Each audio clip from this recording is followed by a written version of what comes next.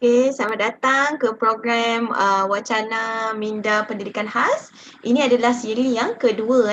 Kita sebelum ni telah memulakan wacana ini bersama yang sesi 1 bersama Pusat Pendidikan Khas Putrajaya di Putrajaya bersama audiologis. Okay, selamat datang. Kita masih menunggu orang lain untuk join. Okay. Ada yang baru nak join connecting to audio kan. Okay, Nadia dah ada tu, tengok. Cikgu Joyce, apa khabar Cikgu Joyce? Tak dengar lah Cikgu. Mungkin mute ke? Tapi tak mute kan? Tapi tak ada bunyi. Dah ada bunyi dah. Tadi tak ada bunyi. Baik. Okay, saya akan rename. Kita ada Cikgu Joyce dan Cikgu Duzaimah.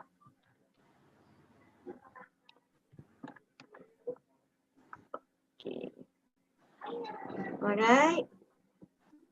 Cikgu Joyce akan mulakan dulu. Kita ada juga jurubahasa isyarat Cikgu Duzaimah. Tapi dia akan cover the second hour lah. Alright.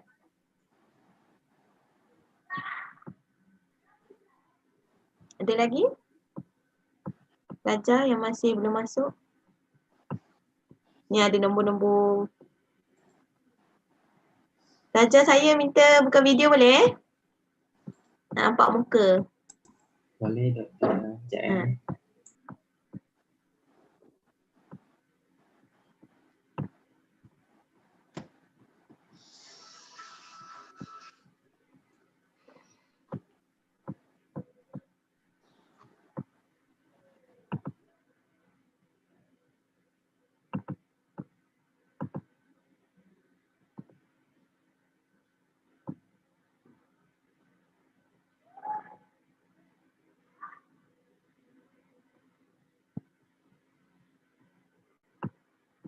Okay, ada lagi. Dah waiting dulu.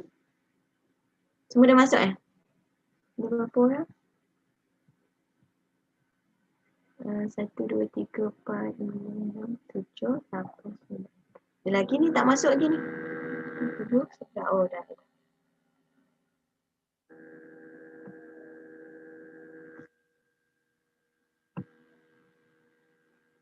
Okey, tanpa membuang masa saya rasa kita boleh mulakan lah Okey, Assalamualaikum dan selamat pagi kepada peserta pada panel kita yang dihormati Dr. Basha dan Puan Akmal. Okey, ada nama kat situ. Nanti kejap lagi saya rename lah panel kita. Alright, untuk hari ini kita akan fokus kepada dua aspek perkembangan pelajar murid pendengaran. Iaitu yang pertama adalah perkembangan bahasa dan juga perkembangan literasi. Literasi specifically membaca lah, bagaimana kita nak membantu murid-murid bermasalah pendengaran ni dalam kedua-dua aspek ini Alright, saya perkenalkan dulu, kita ada Dr. Basha. Okey, Dr. Basha ni nama penuh dia lah Basha Riatul Fatih Osman. Okey, Dr. Basha merupakan graduan UKM, alumni kita ni pada tahun 2001 dalam Bachelor in Speech Science, Sains Pertuturan. Okay, kalau kita di UKM ni, kita di Bangi tapi Sains Pertuturan di KL, di kampus KL kita panggil, di bawah Fakulti Sains Persekutu. Okey, kemudian beliau melanjutkan pelajaran PhD di University of Melbourne pada 2010 dalam bidang Deafness Studies, pengkajian tentang kepekakan lah. Okey. Beliau pernah bekerja sebagai pensyarah di FSK dan merupakan pembantu timbalan pengarah lah kita panggil. Institute Ear, Speech and Hearing dia panggil. Dalam nama pendek adalah Institute HEARS di UKM. Kita ada institute ini. Alright. Kemudian Dr. Basha juga merupakan salah seorang committee member untuk UKM punya cochlear implant program. Maknanya, ingat tak saya pernah cakap tentang bagaimana bila kita nak kita nak identify kanak-kanak itu layak ataupun tidak diletakkan termasuk dalam program cochlear implant, dia perlu ada panel-panel yang akan menentukan sama ada boleh ataupun tidak.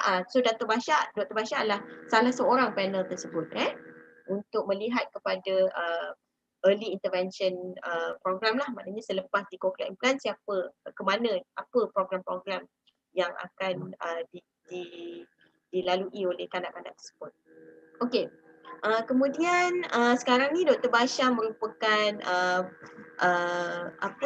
terapis pertuturan dan bahasa di Eartistic Hearing and Balance Center. Mereka ni specialization dalam rehabilitasi untuk oral. Hanya dia membantu kanak-kanak pekak dalam meningkatkan kemahiran membaca, bertutur dan bahasa dia lah specifically. Dan dia juga buat di home visit, maknanya dia pergi juga ke rumah untuk membantu ibu. Dan juga sekarang ni yang menarik adalah dia banyak menjalankan terapi ni dari atas talian. Kita panggil teleterapi. Kalau yang tak pernah dengar, teleterapi ni maknanya dulu kita buat face to face kan. Sekarang ni Dr. Basha dah buat benda ni sebelum pandemik lagi. Kan dia dah buat terapi secara atas talian ni even sebelum adanya PKP. So bila ada PKP, it's a good macam dia dah biasalah dengan medium secara atas talian. Okey, itu Dr. Basha So saya perkenalkan pula kita ada yang bertudung hitam ni, Puan Nurul Akmal. Okey, Puan Nurul Akmal merupakan seorang sekarang ni beliau mendapat master's degree di Teachers College Columbia University. Columbia University ni di United States lah, di Amerika Syarikat. Dan selepas beliau tamat pengajian, beliau bekerja di New York School for the Deaf, NYSD, selama setahun. So banyaklah pengalaman beliau di luar negara yang membantu secara direct dengan murid-murid masalah pendengaran. Kemudian sebelum beliau untuk pengetahuan, sebelum beliau melanjutkan pelajaran tu, beliau sebenarnya merupakan seorang guru English lah di Sempurna, Sabah selama 4 tahun. Okey, so sekarang ni Puan Akmal dia banyak menjalankan sesi-sesi bersama kanak-kanak untuk membantu kemahiran literasi, kemahiran membaca, sebab beliau mendapat sijil yang dipanggil Teacher of the Deaf and Reading Specialist. Maknanya kita panggil pakar literasi membaca lah specifically. Dan dia juga menjalankan teleterapi lah. Sebab banyak Dr. Basha dan Puan Akmal ni memang bekerja sama lah. Maknanya kalau kata kanak-kanak tu dia ada kemahiran pertuturan, dia juga akan di-refer pada Puan Akmal mungkin yang mereka akan kongsikan. Okey, itu sedikit saja introduction lah. Mereka akan kongsikan lebih lanjut tentang pengalaman mereka. So untuk format pada hari ini, apa yang kita akan buat adalah kita akan dengar pembentangan dulu daripada Dr. Basha kan. Dr. Basha akan mulakan dulu. Kemudian kita akan ada Q&A ke? Macam mana? Ataupun kita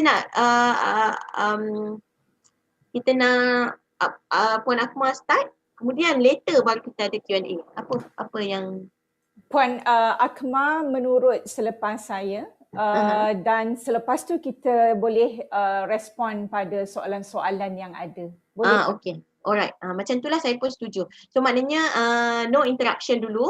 Nanti later kumpulkan soalan baru kita akan ni. Sebab kita nak make sure masa lah kan. Masa tu dapat digunakan sebaiknya. Alright, tanpa membuang masa lagi, saya persilakan.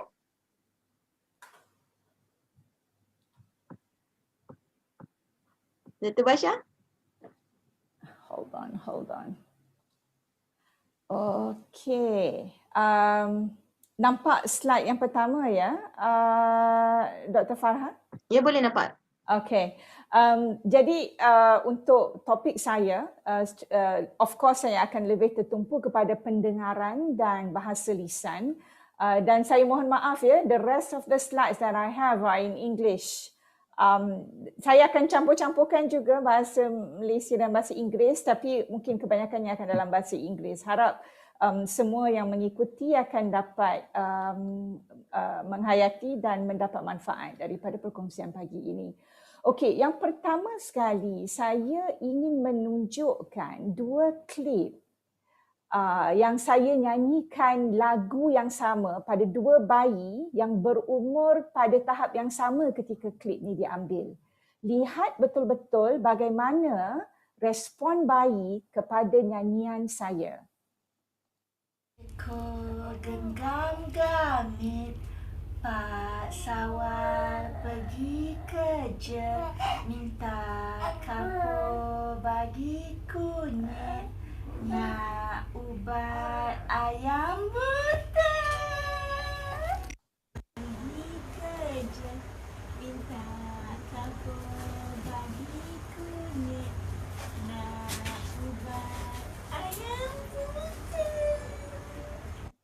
Okey, jadi anda nampak these two clips yang mana berbeza sekali respon seorang bayi dengan bayi yang kedua. Salah seorang pada mereka sebenarnya dilahirkan profoundly deaf.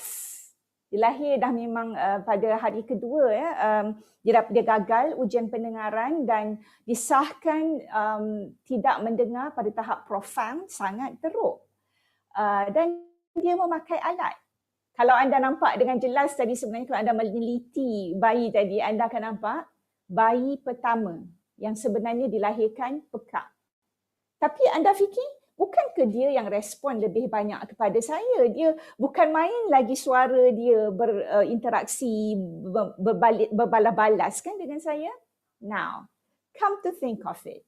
If you want to hear something, katalah macam tiba-tiba lagu daripada radio ke apa, tiba keluar your favorite song. Do you want to talk while you are listening to that song that you really like? No, you want to be quiet sebab you nak dengar. And that's what the second baby did, not the first one. The first baby was actually responding visually to my hands, to my smile, to my expression. Yang itu yang dia respon dan sebab tu dia bersuara. She did not yet have at this time what we call auditory attention. Perhatian ataupun tumpuan mendengar. Sebab tu dia tak dengar saya nyanyi. Sebenarnya dia baru pakai alat seminggu pada masa video ni diambil.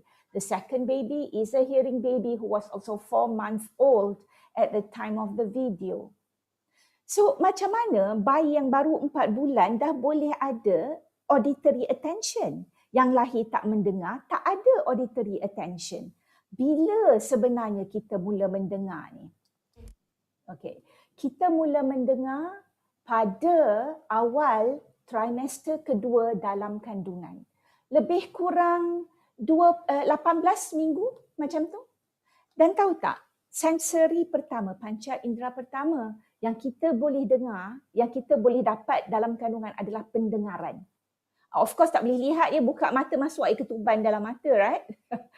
Pendengaran is the first sensation. So 18 minggu mula mendengar, 24 minggu mendengar dengan lebih sensitif dan usia 25 ke 26 minggu dalam kandungan respon kepada bunyi, kepada suara makin jelas. Jadi kita mula mendengar daripada dalam kandungan. Dan bila kita mula mendengar, aktiviti-aktiviti neuron yang bermula daripada koklia, dia mula fire, dia mula menembak. Stimulusnya menghala kepada auditory cortex di otak. Dan inilah asas kepada pembelajaran untuk mendengar. Dan lebih banyak bunyi yang didengar di dalam kandungan, lebih bagus auditory memory yang mula direntas jalannya di dalam otak kita. Dan bila kita lahir, inilah asas rentas jalan, tapak jalan pendengaran dalam otak kita. Dari selepas lahir, bila makin banyak kita didedahkan pada stimulus, makin banyak kita mendengar, the learning skills, the listening skills will continue to improve and refine itself. Jadi kalau anak-anak yang lahir disahkan tak mendengar, dia bukannya tak mendengar pada hari dia mula lahir. Dia tak mendengar dah berbulan-bulan sebenarnya masa dalam kandungan lagi. Sebab tu pada bayi yang boleh mendengar, 3 ke 4 bulan auditory attention dia dah ada bila kita menyanyi. Dia pay attention sebab dia nak dengar. Jadi semasa lahir, kita dilahirkan dengan lebih kurang 100 bilion brain cells dan sekitar 15 bulan kalau tengok rajah yang tengah tu, 15 bulan, dia makin busy network, jaringan-jaringan antara sel-sel saraf kita sebab dia dalam otak, sebab dia diajar untuk berinteraksi, dia ajar untuk respon apabila otak itu menerima stimuli. Dan apabila usia meningkat sekitar 2 ke 3 tahun, otak kanak-kanak itu semakin pandai untuk menumpu perhatian. Dia nak dengar apa yang dia nak dengar, dia tumpu perhatian pada apa yang dia nak tumpu perhatian. Dan kalau dia mempunyai pendengaran normal, pada usia 3 tahun, lebih kurang 30,000 perkataan telah pun didengari. Dan sebagaimana yang Dr. Farha sebutkan tadi, saya adalah terapis pertuturan bahasa yang melatih, memberikan latihan dan memfasilitasi anak-anak dan juga dewasa sebenarnya untuk membentuk bahasa lisannya. Jadi untuk pembentukan bahasa lisan yang bagus, kita perlu pastikan bahasa itu diterima melalui pendengaran, bukan melalui visual.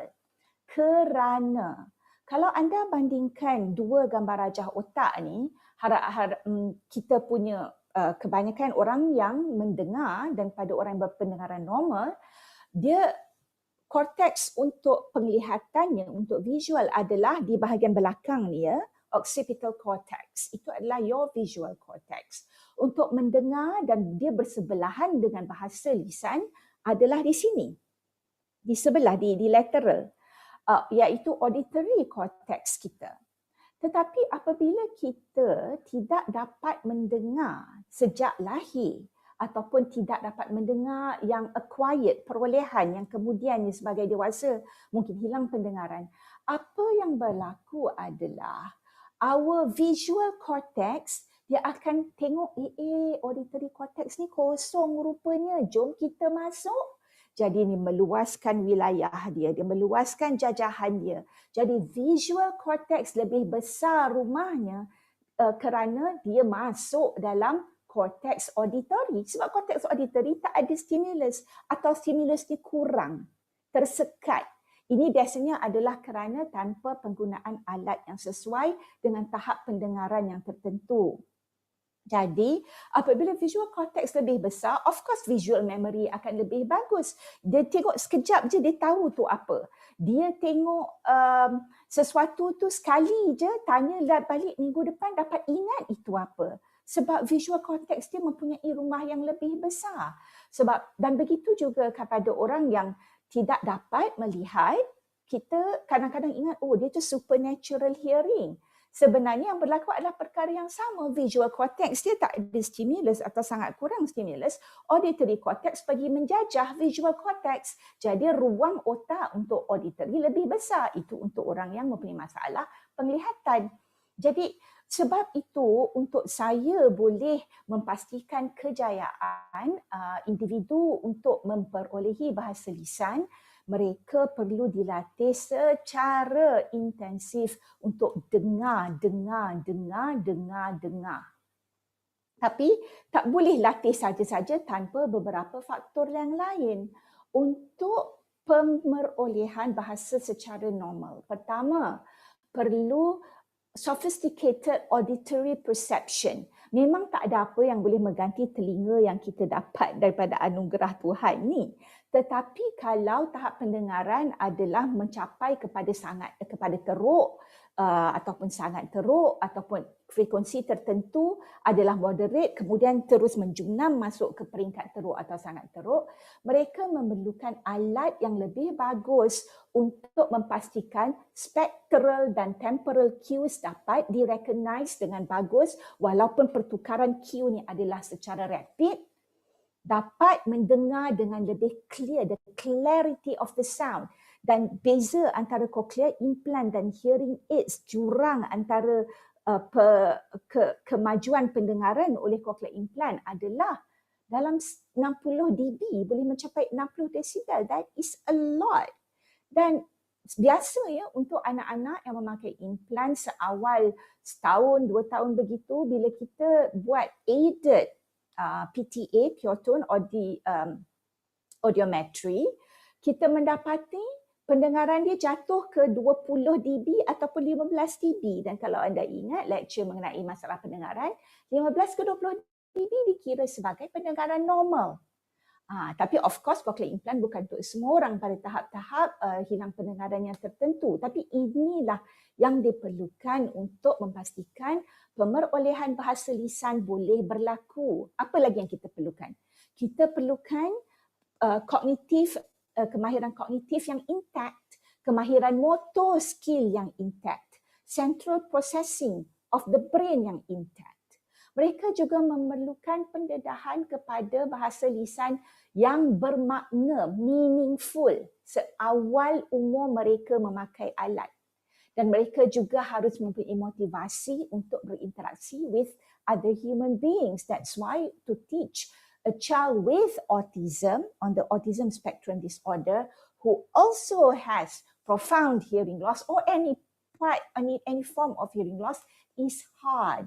Because autism itself is a huge boundary kepada human communication.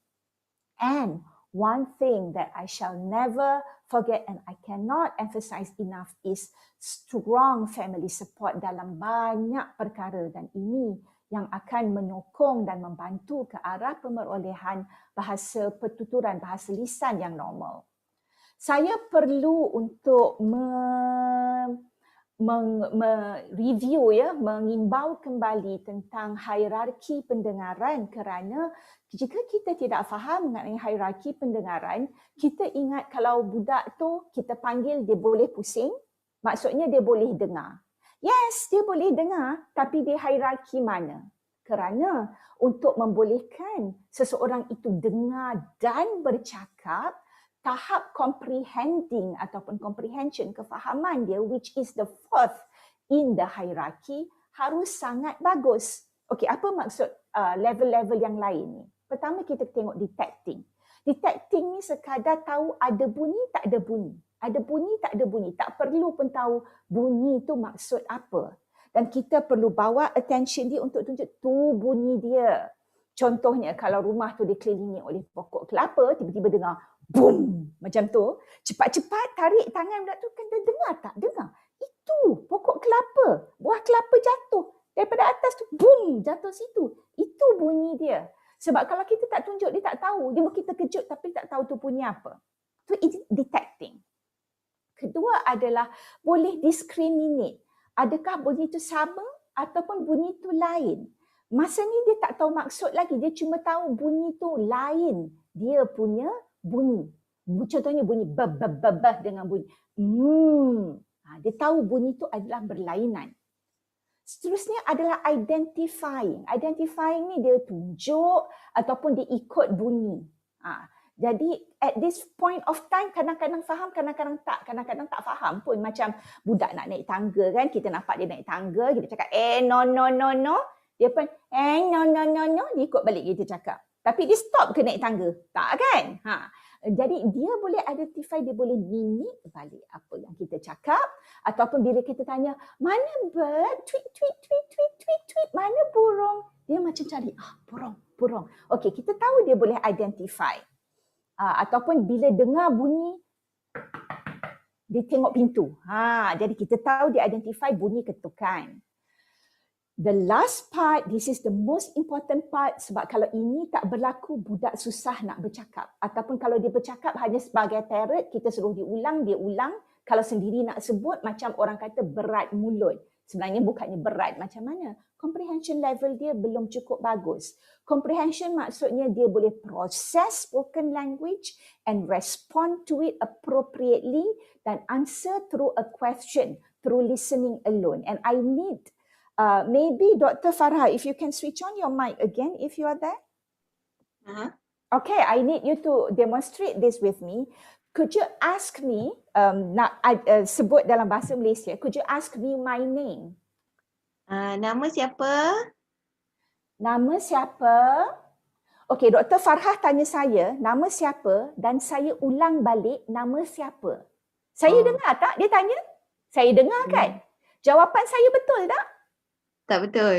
Tak betul. Tak betul. So, Nama siapa? Saya boleh identify tapi saya tak faham. Sebab tu saya ulang balik. You tahu kalau you tanya dan orang tu ulang balik soalan you, dia tak faham apa you cakap. Betul tak? Okay, now Farhah, let's try again. Ask the same question. Siapa nama? Nama saya Basha. Okay? Okay, thank you Farhah. So now when you get the answer that fits with the question, okay, then you know that comprehension takes place. Kalau dia sekadar just repeat atau parrot balik the question, is only identifying. So untuk anak-anak kita dapat spoken language dengan bagus, comprehension dia kena bagus supaya dia boleh menjawab soalan through listening alone untuk dia mendapat bahasa lisan yang bagus. So let's look at this video. No, dengar dulu. Tuang air dalam mangkuk dengan cawan hijau. Okey dah. Mangkuk dengan cawan hijau.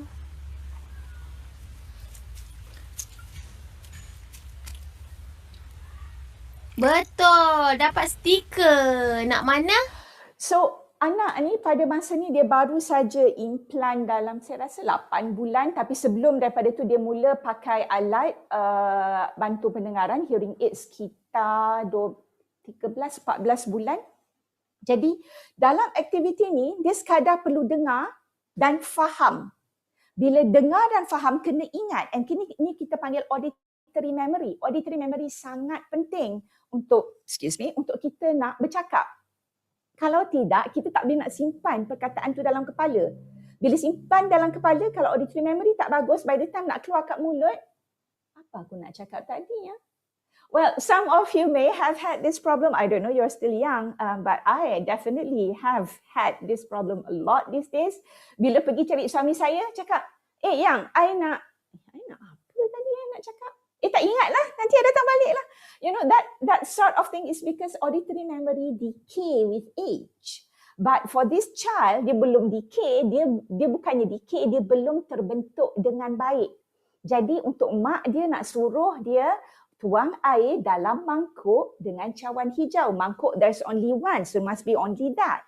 But cawan ada biru, ada oranye, ada hijau. So which cawan? So that's why lepas tuang dalam mangkuk, dia lambat sikit. Dia macam, okay. Dan mak dia being trained already, repeat the entire sentence. Sebab dia tak pecahkan. Kalau you pecahkan, auditory memory tu akan jadi senang balik semula. Of course, kalau parents yang tak mengikuti terapi, dia kata, okay, dia tak dapat yang ni, kita bagi yang dia tak dapat lah. But remember, we are training the auditory memory in order to develop their spoken language. Jadi bila budak tak dapat, ulang the entire instruction dan highlightkan yang mana dia tak dapat. But do you know that in order for us to listen well, our constant problem adalah noise. Okay, jadi anda yang akan keluar menjadi guru nanti, mungkin ada di antara anak murid anda yang sebenarnya boleh menggunakan bahasa lisan tapi akan struggle di dalam kelas kerana kalau anda tengok ni, di sinusoidal wave ni yang warna hitam ni adalah signal. Signal maksudnya speech, benda yang kita nak dengar. Dan yang warna pink kelabu di belakang tu adalah noise. Dan noise ni kalau dalam bilik darjah contohnya macam-macam noise. Bunyi, bukan sahaja bunyi kipas, bunyi cikgu menulis dekat papan, bunyi meja kerusi diseret atas lantai, kawan bercakap, even main zip dekat bag and what not. Itu semua adalah noise yang mengganggu pendengaran, terutama kalau anak itu tidak dilatih untuk mendengar dengan baik. Jadi bila banyak sangat noise, nampak yang signal iaitu speech yang kita nak dengar makin pudar. And that is the visual representation of how difficult it is kalau mendengar dalam bunyi bising. You try to listen to this, ya.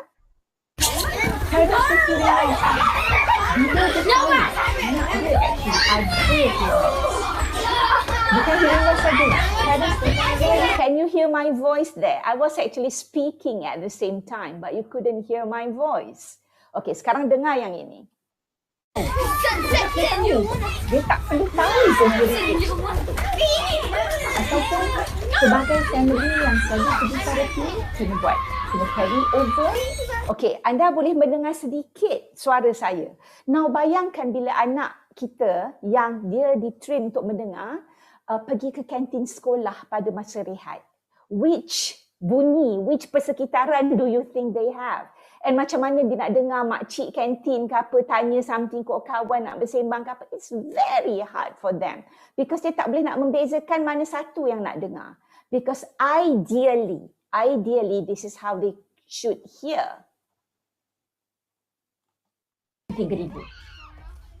But kalau you nak better hearing aids, harga dia lebih mahal. Jadi the function is that you don't only cari nafkah, financial income.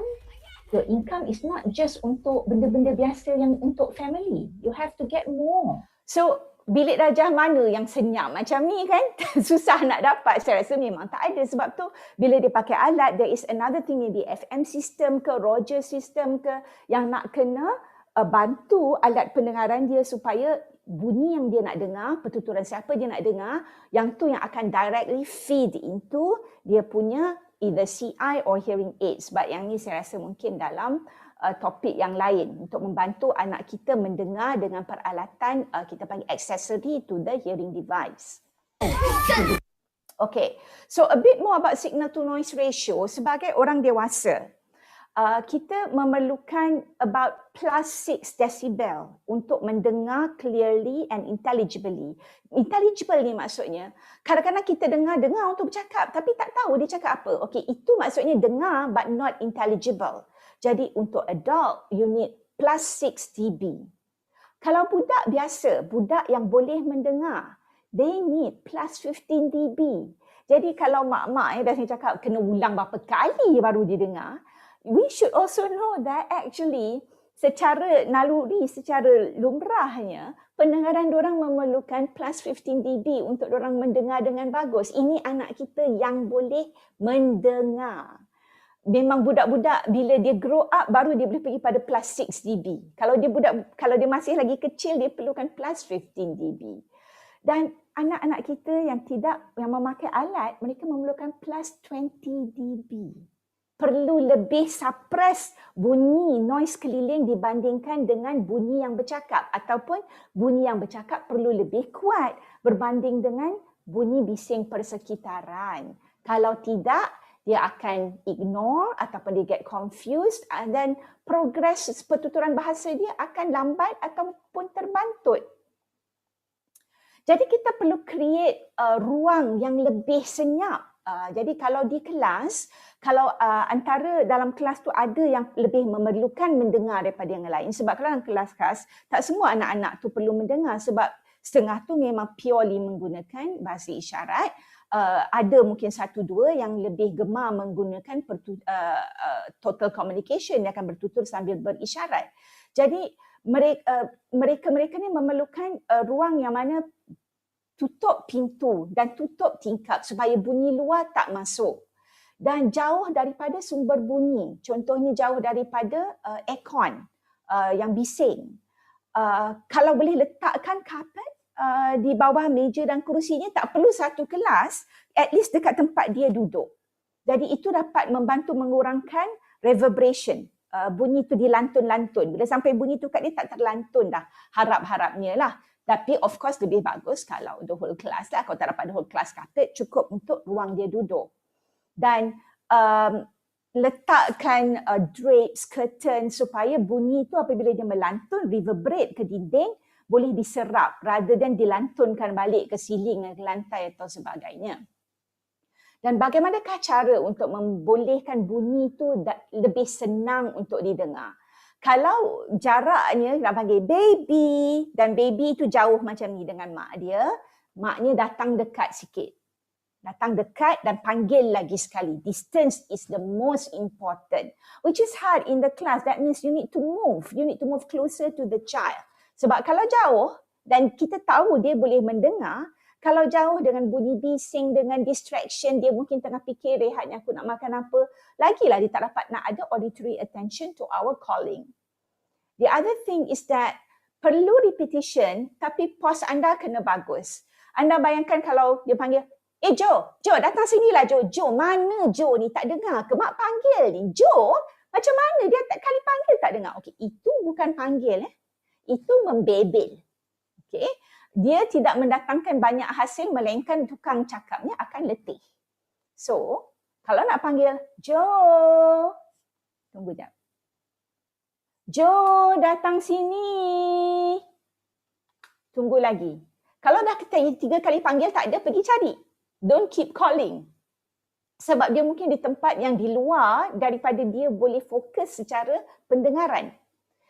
The other thing that I do with early young children adalah I use motherese or parentees. Maksudnya kat sini adalah suara itu perlu dilenggukkan, ada highlightnya dengan jeda tertentu. Contohnya kalau macam anda bercakap dengan kucing, nak ajak dia makan, you pergi dekat kucing dan cakap, kucing nak makan? You don't speak like that, right? With kucing, you akan cakap, miau, miau, miau, nak makan. You guna suara macam mana you bercakap dengan budak kecil. That is what motherese or parentees is. You modify your voice, your pitch, your amplitude, your pauses and all that in order for the sound to be pleasing to hear for the audience. Saya tak cakap lah macam tu dengan orang dewasa sebab orang dewasa tak perlukan motherese and parentees. And I also train the parents to use language appropriate at the child's level. Contohnya, kalau anak dia baru nak belajar bercakap, okay? So at 0 words, dia tak ada sebut apa-apa perkataan pun lagi. Dan bila nak ajak dia makan, jom makan, mam, sedapnya. Jomlah makan, tengok ni, sedap. Okay, that is appropriate for early listeners. Kalau nak ajak budak yang dah ada 2-3 words dia boleh sebut untuk makan, nak ajak dia makan. Hari ni mak ada makanan favourite. Apa favourite awak makan? Yang awak suka makan. Ingat tak? Apa makanan favourite awak? Okay, so dah tambah perkataan yang lebih high level. Kalau anak dah boleh bercakap 4-5 perkataan per ayat, dia dah 3 tahun mungkin mendengar, kita dah tak guna yang tu, kita mungkin gunakan, hari ni hari apa? Biasanya kalau hari Rabu ni, hari bukan hari Rabu hari Selasa. Biasanya kalau hari Selasa ni, mak masak apa? Awak ingat tak? So you have started to move the language based on the level of your child's language. You tak stuck gunakan motherese, parentees kalau anak you dah besar. Dan you masukkan, you put in words that are more difficult as they grow up. Parents juga diajar untuk create listening and language opportunities. Dan ni kadang-kadang untuk parents bukan sesuatu yang natural atau spontan ya. Jadi kena bagi tahu dan kena latih, anak kena pakai alat setiap saat berjaga dan alat perlu diperiksa sepanjang masa. Untuk anak-anak di peringkat awal, there's a lot of, mak dengar, awak dengar tak? Tu bunyi dia. Bunyi yang tu, yang itu awak nampak. Macam saya cerita pokok kelapa tadi. Dan bukan buah kelapa je lah segala bunyi. Bunyi orang ketuk, bunyi kereta atau motor masuk dalam garaj, bunyi kucing, bunyi apa. Segala bunyi yang wujud dalam rumah. Jadi bunyi tu nak kena ajar dia. Did you hear that? I heard that. And kita ajar juga bagaimana menggunakan auditory sandwich. Auditory sandwich maksudnya, our roti sandwich adalah listening. First kena dengar, iaitu listen. Second, kalau nak suruh dia tengok ke, touch ke, feel ke, itu dia punya inti sandwich dan kemudiannya dengar balik. Okay, contohnya kalau macam saya nak ajar pada pendengar, budak-budak yang baru nak belajar mendengar bunyi shh, shh, dan saya kaitkan bunyi shh tu kepada sesuatu. Jadi sebelum saya tunjukkan sesuatu itu, saya akan bunyikan dulu shh, shh. Lepas tu baru saya tunjuk, oh shh, shh. Sebelum saya tunjukkan nak tidurkan baby, saya bunyikan dulu, lepas tu baru dia tengok, oh shh, shh, itu adalah menidurkan baby. And after that, I give the sound again. Shh, shh. Okay, jadi untuk mengajar anak-anak menggunakan bahasa lisan, kita bukan terus-terus tengok ni, tengok. Tak. That's definitely not the method that I use, because it has to come through listening. Do book sharing, do reading together every single day. Do you know that even for hearing children, if they are read to every day by their parents, by the time dia nak masuk sekolah, they have at least 30,000 words in their vocabulary, more daripada those yang tak read to every day. I'm sure Akmal will tell you more about this because this is more into the literacy part. But if itu children who are hearing, you can imagine our children who can't hear and already have a late start into language, the more reason to read book, share book with them every day by the parents.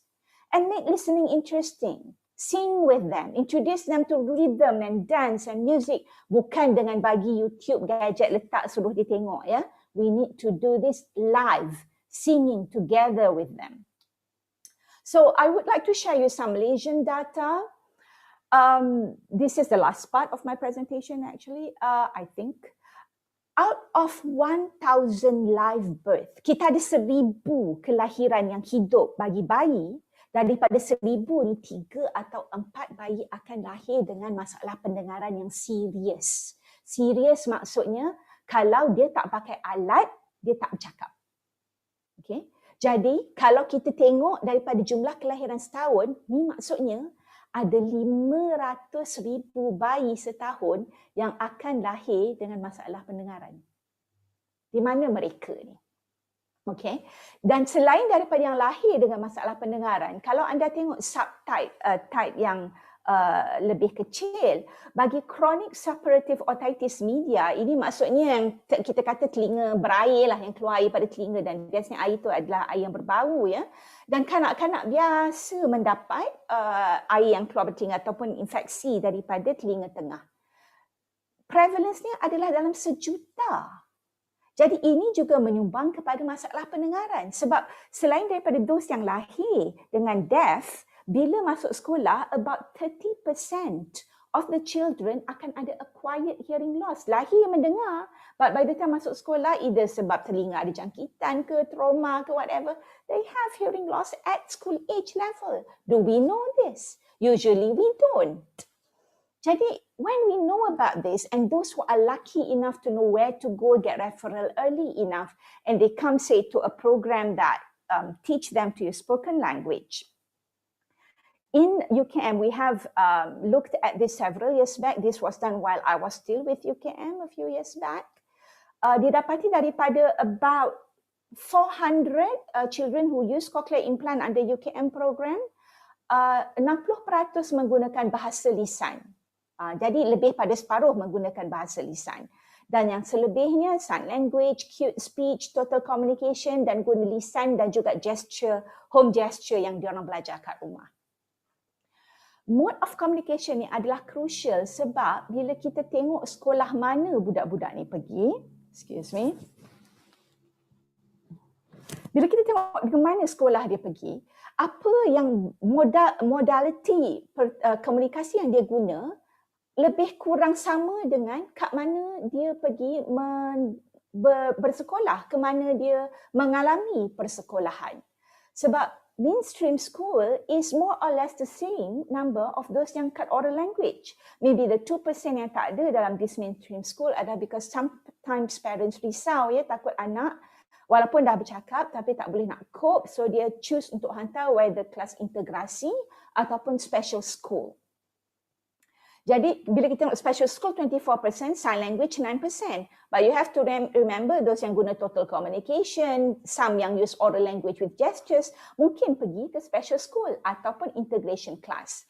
Cute speech, as we know, because of its size dan ada satu je sekolah dalam satu Malaysia ni, adalah 7%, but by the time diorang masuk sekolah menengah, diorang nak pergi mana? Mana ada cute speech sekolah menengah? So then they have to masuk kepada kelas khas again dan belajar bahasa isyarat. So that is why communication modality and schooling option ni sangat berkait rapat, dan apa keputusan yang parents buat pada peringkat awal kita berjumpa dengan mereka anak baru setahun ataupun masih baby, macam baby yang awak tengok awal tadi, masa tu we have talked about what language do you want your child to have. These are the options and these are the likelihood of where your child will go.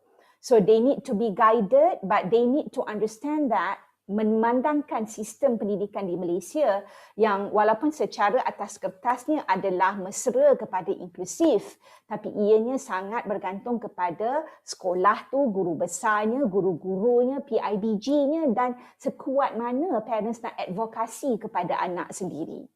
Kalau parents memilih untuk anak menggunakan bahasa isyarat, tapi lagi setahun anak nak masuk sekolah baru cakap, saya rasa saya nak anak saya masuk mainstream lah, masuk aliran perdana. Ajar dia bercakap lah. Your child hasn't learned to speak all this time, very good language, sign language user, lagi 12 bulan nak masuk darjah 1 nak ajar bercakap. Kalau jumpa saya kata no go. Kesian dekat budak. Tak cukup setahun nak belajar bercakap untuk nak masuk darjah 1. Nanti bila dia masuk darjah 1, umur bahasa lisan dia baru dalam 12 bulan. Would you put a 1-year-old berbahasa dengan 7 tahun budak lain tahap bahasanya? You won't. Jadi kalau nak pilih apa-apa modality communication, kena ingat ini adalah sekolah yang dia akan pergi. Dan spoken language perlu intensive language facilitation. Parents yang expected to take up this role. Some parents kata saya tak sanggup, saya lebih senang kelas sekolah yang ajar. Jadi kalau dia nak sekolah yang ajar, kalau di Malaysia, usually it will be either a sign language or cute speech. Dan ini kita letakkan tanggungjawab ni pada parents untuk maksimiskan benda ni kerana mereka yang ada di rumah dengan anak-anak. However, for many of our kids, bila kita, ini through another kajian, kita minta cikgu tadika berikan rating apa dia? Rate our 6-year-old melihat untuk menilai mereka ni ready ke tidak pergi sekolah, persediaan ke sekolah untuk darjah 1. Kita tengok ada 2 aspek yang sangat rendah diberikan rating. Yang pertama language and communication dan kedua adalah civic. Bila saya lihat civic tu saya macam, wah, ini adalah satu aspek yang kita tak sangka diorang kurang civic. Bukannya kurang, dia tak faham. Contohnya, kalau dia adalah anak yang istimewa dalam rumah dan sentiasa didahulukan, dilebihkan atau sebagainya, macam mana dia nak faham kalau dalam bermasyarakat, semua orang kena tunggu giliran masing-masing. Semua orang kena patuh pada peraturan, awak tak dilebihkan, awak tidak didahulukan. Jadi mungkin itu menyebabkan kefahaman civic dia rendah. Mereka juga lemah dalam auditory comprehension, memahami cerita yang diceritakan secara lisan, lemah dalam membentuk frasa-frasa dan membentuk ayat dan menggunakan conjunction, kata hubung dan juga kata imbuhan antara lainnya. Tapi ada yang mampu untuk melakukannya dengan bagus, dengan cemerlang sekali. Jadi saya akan tunjukkan beberapa klip selepas ini, beberapa daripada pengguna implan koklear program UKM yang berjaya melepasi halangan ataupun batasan-batasan sebagai seorang yang dilahirkan deaf, tapi kerana mendapat intensif latihan di rumah dan ibu bapa sangat beriltizam ya untuk membantu mereka, inilah pencapaian mereka. So I will play these videos to you. Tulis tapi cita-cita tepuk, wanita pita, wanita po, lawe pita, lawe po. Tulis. Okay. This was after he had an implant for about 4 months, 5 months, but before that he had been using hearing aids for 1.5 years. Dan dia recite a poem, 2 little black birds sitting on the wall, one named Peter, one named Paul. Tapi pelatnya tu susah nak cakap ya, sebab susah tu nak faham perkataan yang disebut. So ini masa umurnya dalam 3 tahun. So fast forward, ini adalah awal 2019. Dia tengah rehearse pertandingan bercerita dan maknya kirimkan video klip kepada saya. Oops, sorry. This is not the one I wanted to show. Good morning to the judges, teachers, and my dear friends.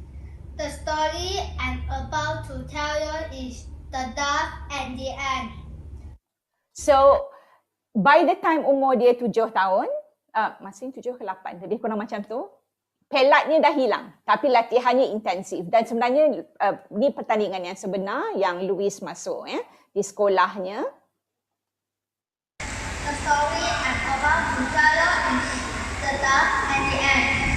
Once upon a time, a dove saw an ant in the river.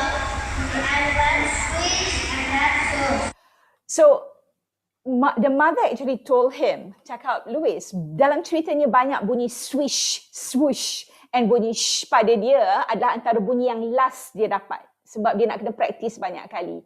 He said, that's the reason why I choose this story. Because of the sound. So, kita nampak juga personality budak yang memang dia tahu, okay, I'm not good at this and I'm gonna do it until I get it. Itu sangat membantu kepada kejayaannya. So, the next clip is of Natalie Dong. She can speak 3 languages, I think Mandarin, English, and Malay. And let's watch her. My name is Natalie Dong Chen Yun. I'm 14 years old this year and I'm from Kuala Lumpur, Malaysia. My parents found I have hearing loss when I have the newborn hearing screening.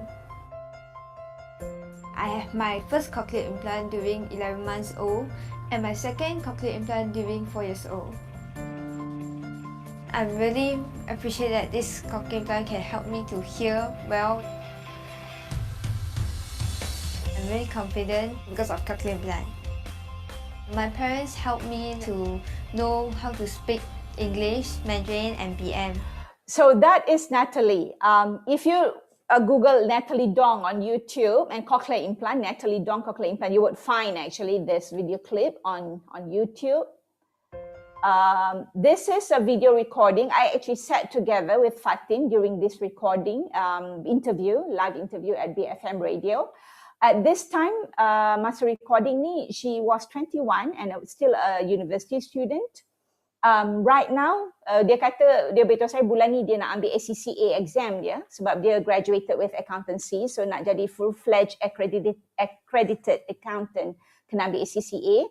Bulan ni saya belum catch up dengan dia lagi nak tahu macam mana keputusan ACCA dia. Dan dia menerima cochlear implant daripada UKM pada sekitar hari jadi yang kedua. Having a cochlear implant, I mean, is it something you talk about? Is it something that people know about you? Yes, it's like it's different. Like I'm really different. Like everyone is normal, everyone can hear, but I can. Like there's sometimes that I have difficult time, but I still like practice. Like I have to get to use it. I have to do this. Yeah, I have to hear no matter what. What can you give me an example of some of those difficult times? What are the difficulties? Like for example, like right now I'm in university. I'm studying accounting and finance, and I'm sitting in lecture hall. It's really huge, so it's kind of hard for. So kalau awak ingat, awak sekarang of course online, but masa duduk dalam lecture hall that was the problem with Fatin. Kalau dapat duduk depan, dapat duduk depan. Kalau tak dapat duduk depan, nasib lah, you know. And that also is shared by Uzair, but before we hear Uzair as an adult, you akan tengok Uzair masuk usia 12 tahun.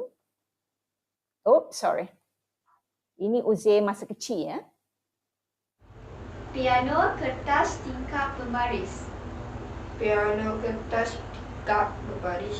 Betul. Okey. Uzair beli mak berbaris, buku, teko dan pisau. Berbaris, buku, teko dan pisau. Teko? Teko. Apa tu? Teko. Teko tu apa? Yang nak tuangkan kopi. Okay, then fast forward, this was 2016 again. Uzair at that time was 25 years old. I just spoke with him last night. We kept in touch quite regularly. And he laughed when I showed him video yang dia 12 tahun sebab dia kata, oh, I spoke Malay at that time, yeah. Because right now he just uses a lot of English, so he didn't realize that he had switched from Malay to English. How do you cope with lectures and English listening? That is very difficult for me. Things that we studied. I'm supposed to sing in front, but in this life, some students are very, what do you call it? Tamak. Yes, they always want to sing in front. So I cannot do anything. I did ask, and I said I want to sing in front because I have hearing problem. Sorry, we all have a problem. I didn't really take so for me, the hard is so difficult for me to hear. But when I speak to lecturer, I say, Madam, I have a hearing problem. Can I come to your room for studies or lecture? Oh, no problem. And then she was surprised that I'm the only students having hearing disabilities in the university.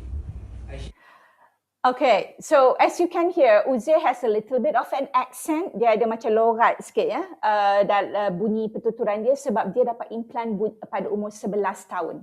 But before that, he was already speaking, but his speech was very, very delayed. Dia bercakap, tapi macam budak umur 5 tahun, walaupun masa tu umur dia dah 9 tahun. So that's why bila dapat implant lambat, bunyi pertuturan tu susah kita nak betulkan menjadi kembali kepada normal. So this is the last video. I entered mainstream school. I also took part in public speaking contests and I also won a few years in a row. And until today, I'm still an active public speaker. I'm today a vice president of the Toastmasters Club. And currently I'm studying in university and I am enjoying my life very much. I can't imagine my life without cochlear implant. First, is that I'm a people-oriented person.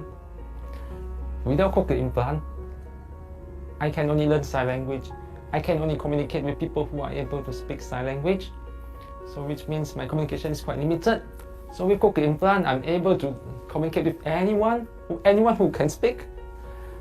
And that means a lot to me because I feel that meeting people is what makes my life interesting. So Lepeng now, T. Lepeng also, he was actually the first pediatric cochlear implant recipient in UKM. He is now a journalist who works with a company in Singapore. He had his journalism degree from New York University last year. So with good spoken language, all these children, gambar yang awak nampak ni sebenarnya adalah penerima implant cochlear dari UKM. They can be whatever they want to be because they are in the mainstream society. These are just only a few, and because UKM cochlear implant program has started in 1995, so many of them are now in adulthood, and many of them are actually well mainstreamed. So that is all from me, and I suppose I'll pass this on now to Puan Akma.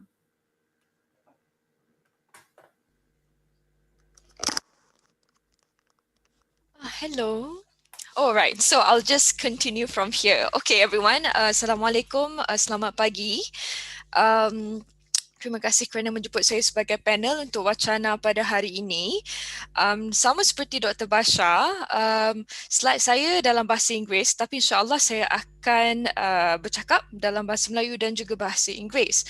Okay, so semasa perbincangan, initial discussion antara kami, Dr. Basha dan Dr. Farhah, kami membincangkan topik apa yang kita nak kongsikan pada hari ini. Pada mulanya saya memang terfikir, saya mungkin akan kongsikan perkembangan literasi kanak-kanak pekak, perkembangan bahasa, tapi saya fikir your whole university life, I mean your degree program that 4 years will prepare you for that. So you would have intensive instruction, discussion with your professors, lecturers and friends, talking about these topics. So I figured because our session is short, your engagement with me is only going to be about an hour. So I figured it would be better if I can share my experience instead as a teacher of the deaf and also reading specialist. Sebab saya rasa pengalaman ini mungkin So, it's something that you cannot really find in your lecture room, kan? Sebab dalam lecture, we learn about facts, kan?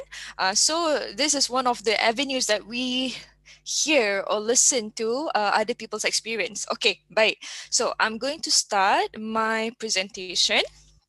Okay. Alright. Okay, so tajuk dia Teacher of the Deaf kan. So my husband, suami saya, bila dia nampak tajuk ni dia, you know, saya English teacher tau sebelum ni. I was an English teacher and I still feel that I am an English teacher. Lepas tu bila dia tengok tajuk ni, dia cakap dengan saya macam ni, it's wrong. Dia nak kata it's grammatically wrong. So it's like macam mana, how could you tell your English teacher wife that she's wrong in her grammar? No, what I'm saying here is that, okay, so teacher of the deaf ni, I would like to point out lah, is grammatically wrong in English. Tapi saya letak tajuk ni sebab banyak kali bila saya perkenalkan diri saya as a teacher of the deaf, biasanya orang akan kata macam ni, teacher of the deaf? As if, you know, kalau kita belajar English atau apa-apa bahasa lah sekalipun, apa kita panggil benda, kita macam elimination. Maksudnya, kalau apa tu, contohnya the ni merujuk kepada selepas the tu akan ada satu populasi, kan? Death is a noun yang bukannya populasi, bukannya manusia. Kalau teacher of the dead is grammatically correct, but teacher of the deaf is just wrong. So for people to say death tu maksudnya macam, okay, your elimination in terms of grammar it's not really working there, satu. But I guess people are just surprised kot. I think it shows that betapa teacher of the deaf ni is such an unfamiliar concept to people that they would think that death is more probable than deaf in terms of the sentence structure.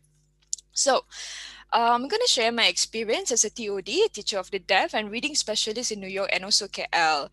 So moving forward, in my next slides, you will not find any pictures or videos. Unlike Dr. Basha's slides, I really enjoyed her slides. So actually I really wanted to share some of my videos when I was in New York as a teacher trainee. Tapi yalah kita ada confidentiality issues. So this is the only picture that I can share with you. So that was my graduation day back in 2017. All right. So how do I become one? How do I become a teacher of the deaf? So in countries such as the United States, UK, Australia, New Zealand, special education, in order for you to become a special education teacher or educator, you would have to get a master's degree.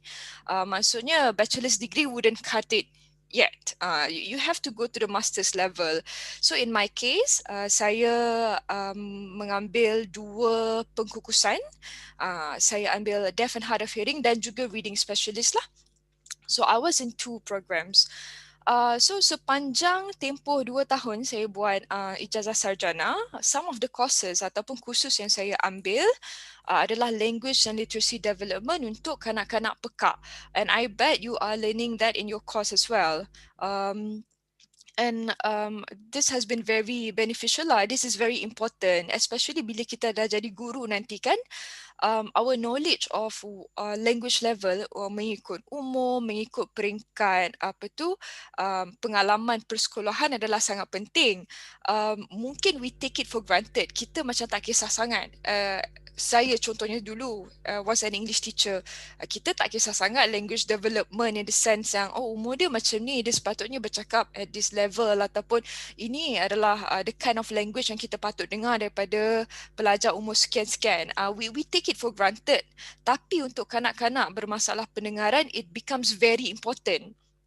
Sebab as a special education teacher, our work is more intensive and more targeted. Unlike general education teacher yang berada di mainstream ataupun aliran perdana, kebanyakan daripada kerja kita melibatkan intervensi targeted. Maksudnya kita memang kena betul-betul faham di mana isu pelajar kita yang perlu kita address, yang perlu kita work on lah dengan pelajar tersebut dan juga keluarga dia.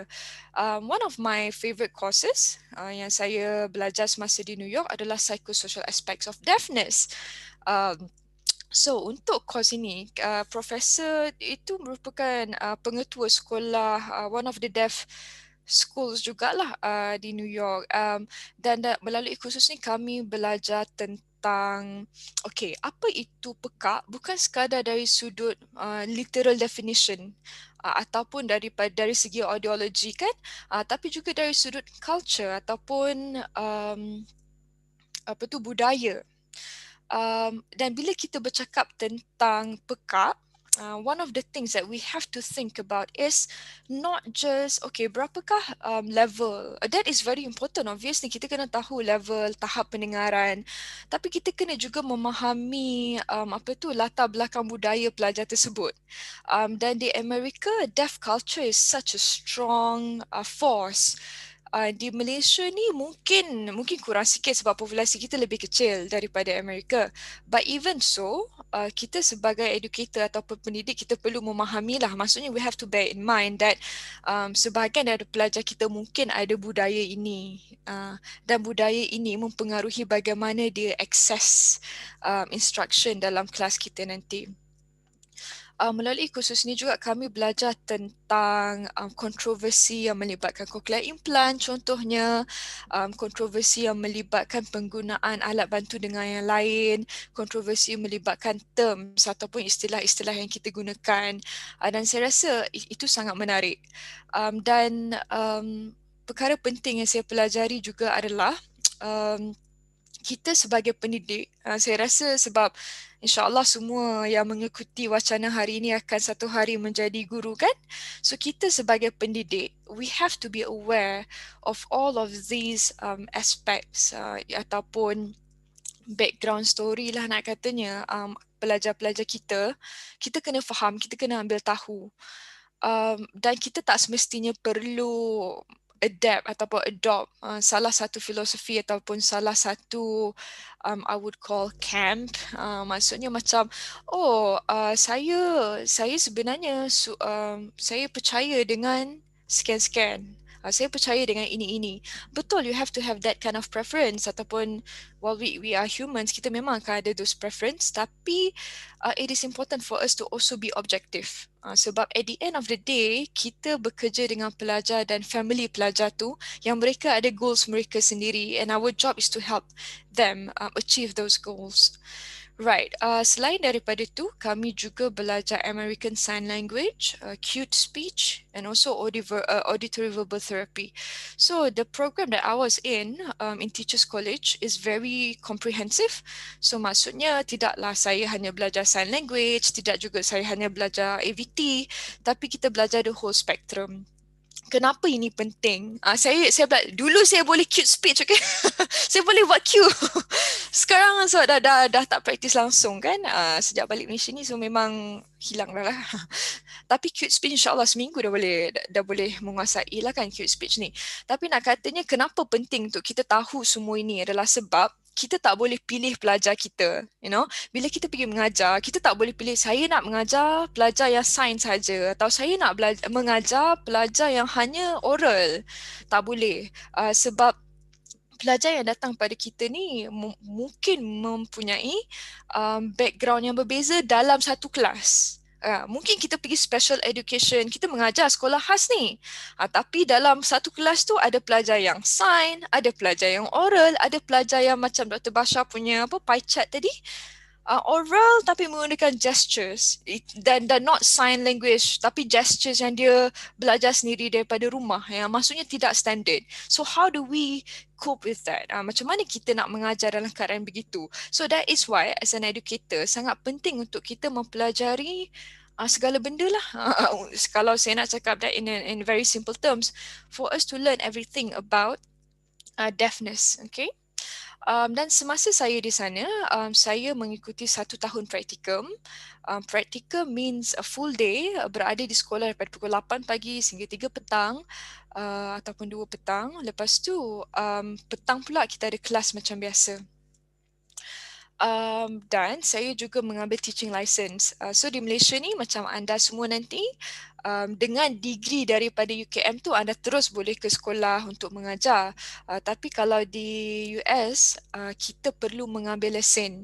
Setiap negeri ada sistem ataupun peperiksaan tersendiri. So contohnya saya ambil peperiksaan untuk New York lah, New York license. Kalau saya di California, saya kena ambil peperiksaan yang berbeza. Dan lesen saya hanya laku di New York sajalah. Dan lesen ni pula test dia adalah computer based, maksudnya kita kena bayar a certain fee, pergi center, menghadap komputer tu, jawab soalan untuk 2 hingga 3 jam. And it is content specific. Maksudnya macam saya nak jadi teacher of the deaf. So exams yang saya ambil pun berkaitan dengan itulah, dengan deafness ataupun hearing loss. Kemudian saya ambil satu lagi lesen sebagai reading specialist. Jadi peperiksaan saya berkaitan dengan literacy. Kalau ada yang mengambil pengkhususan autism, itulah exam mereka akan berkenaan dengan itu. Alright. So this was what I did in order for me to become a teacher of the deaf and also reading specialist. Oh, by the way, saya ingin terangkan sikit tentang reading specialist tu.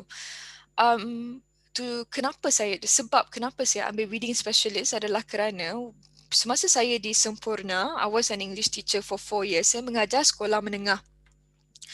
Umur 13 hingga 17 lah kan, tapi saya ajar form 1 sampai form 4. Banyak student saya yang tak boleh membaca. Dan saya percaya anda pun nanti akan posting, belum tentu posting KL Selangor. Selak hari berlari pergi Sabah Sarawak macam saya dulu. It's fun people. Kalau dapat surat posting di Sabah Sarawak tu bergembiralah. It's a once in a lifetime opportunity. But anyway, semasa di sana saya sangat terkejutlah sebab saya buat degree saya pun TESOL dulu di New Zealand, berkembar dengan Institut Pendidikan Guru Bahasa Antarabangsa. Tapi nak katanya kita ada expectation, sebagai guru kita ada expectation. Oh, kita kan nak mengajar sekolah menengah. So kalau pelajar sekolah menengah ni mesti dah matang. Membaca ni bukan satu masalah lah kan. Tapi bila saya di sana, banyak pelajar saya yang tidak boleh membaca walaupun mereka sudah belasan tahun. Bagi saya itu sangat mengejutkan. Macam how is this possible? At this age you still cannot read. But that's the reality that you will be facing. Kita akan hadapi reality itu nanti once you get posted, insyaAllah. Jadi saya ambil reading specialist sebab saya sangat nak belajar bagaimana untuk kita mengajar membaca pada kanak-kanak yang mungkin sudah, they are not 5 years old anymore, kan? Kiranya bagi kita mungkin untuk kanak-kanak tadika atau kanak-kanak pra, mengajar membaca ni natural, the natural course lah. Okay, mula-mula kenal huruf, kenal bunyi ke, lepas tu kita belajar perkataan, ayat dan sebagainya. Tapi how do you do that untuk pelajar sekolah menengah? And this knowledge has become very useful, especially bila saya mula menjadi teacher of the deaf. Sebab banyak pelajar-pelajar pekak menghadapi ataupun mengalami masalah yang berkaitan dengan literacy. In fact, itu adalah masalah yang paling prevalent lah di kalangan kanak-kanak pekak, literacy. I will go to that later. Okay, so teacher of the deaf. Apakah peranan teacher of the deaf? Di Malaysia selepas graduate nanti kamu akan ditempatkan di sekolah, mungkin sekolah khas, mungkin sekolah integrasi kan, dan kamu akan mengajar pelajar-pelajar dalam kelas lah. Okay, tapi kalau teacher of the deaf di US contohnya, role ataupun peranan TOD adalah juga sebagai konsultan. Maksudnya kita bukan sekadar mengajar pelajar, tapi kita menjadi konsultan kepada guru-guru lain. Ataupun staf sekolah yang lain. Kita kena collaborate, kita kena menyokong cikgu-cikgu yang biasanya kalau ini dalam mainstream schools lah. Kalau kita tengok pie chart tadi, yang Dr. Basha punya pie chart, 58% of our kids who are deaf are already in mainstream schools kan. So tugas kita adalah untuk support general education teachers, guru-guru arus perdana untuk memastikan bahawa kurikulum itu adalah accessible. Accessible ni bermaksud first and foremost mode of communication lah. Kalau pelajar itu menggunakan implan ataupun hearing aids, for example, bagaimana kita nak memastikan bahawa pelajar itu boleh mendengar. Tadi Dr. Basha ada sebut signal to nose ratio SNR. Itu kita perlu nasihatkan tentang itu.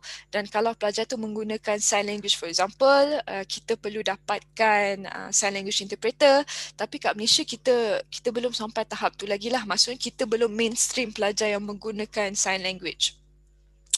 Kita membantu dari segi accommodations. Accommodations ni saya tak pasti dah istilah bahasa Melayu dia apa. Bantuan ke? Akomodasi je. Akomodasi gitu. Okay. Terima kasih. Akomodasi kan. Akomodasi. Akomodasi ni kadang-kadang kita take it again for granted. Dulu saya pernah UKM ada buat hearing congress. Lepas tu saya pun ada buat perkongsian di situ dan saya kongsi bagaimana kita boleh membantu pelajar pekak dalam classroom, dalam kelas. Dan sebenarnya kalau kita tengok balik accommodations tu, sebenarnya dia nampak macam bukan benda ni kita selalu buat. Contoh, kita nak minimize noise. Kalau pun pelajar kita tak pekak, kita memang nak minimize noise. Betul tak? Kita tak naklah mengajar tuntang-tuntang ada construction atau mengajar tuntang-tuntang ada budak berlari, segerombolan budak berlari kat koridor. We do not want that even with students who are hearing. So, even more so dengan students yang deaf. Dan saya rasa peranan kita sebagai teacher of the deaf nanti bila kita ke sekolah adalah untuk to make our colleagues nanti, contohnya kalau kita pergi PPKI, kita akan ada sahabat guru yang mengajar aliran perdana. So our job is to familiarize them, make them familiar with macam, sebenarnya accommodation yang mereka perlu berikan pada pelajar pekak ni bukannya out of the world. Maksudnya bukanlah tiba-tiba diorang kena membina satu struktur yang berbeza ataupun menyediakan satu sistem yang berbeza hanya untuk pelajar pekak. No. Okay, sebenarnya apa yang kita buat untuk pelajar kita yang mendengar adalah sama dengan apa yang kita buat untuk pelajar kita yang ada masalah pendengaran, cuma we pay more attention. Contoh, bila kita mengajar, kita letak pelajar pekak di hadapan lah, maksudnya dekatlah dengan kita supaya dia tidak ada masalah untuk mendengar kalau dia duduk di belakang, kan. Generally, kalau pelajar tu tidak pekak sekalipun, memang kita nak pastikan suara kita boleh sampai pada semua orang, kan? But even more so bila pelajar tu ada masalah pendengaran. Dan juga sebagai TOD, kita akan bekerja dengan kita panggil related service providers. Okay, di Malaysia kita tak ada tu lagi. Contohnya kalau di US, saya ambil dua settings lah. Okay, kita ambil satu special ed school, sekolah pendidikan khas.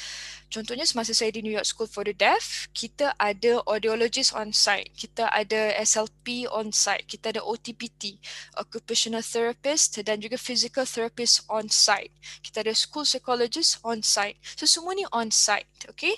So katalah saya ada 5 orang pelajar dalam kelas saya.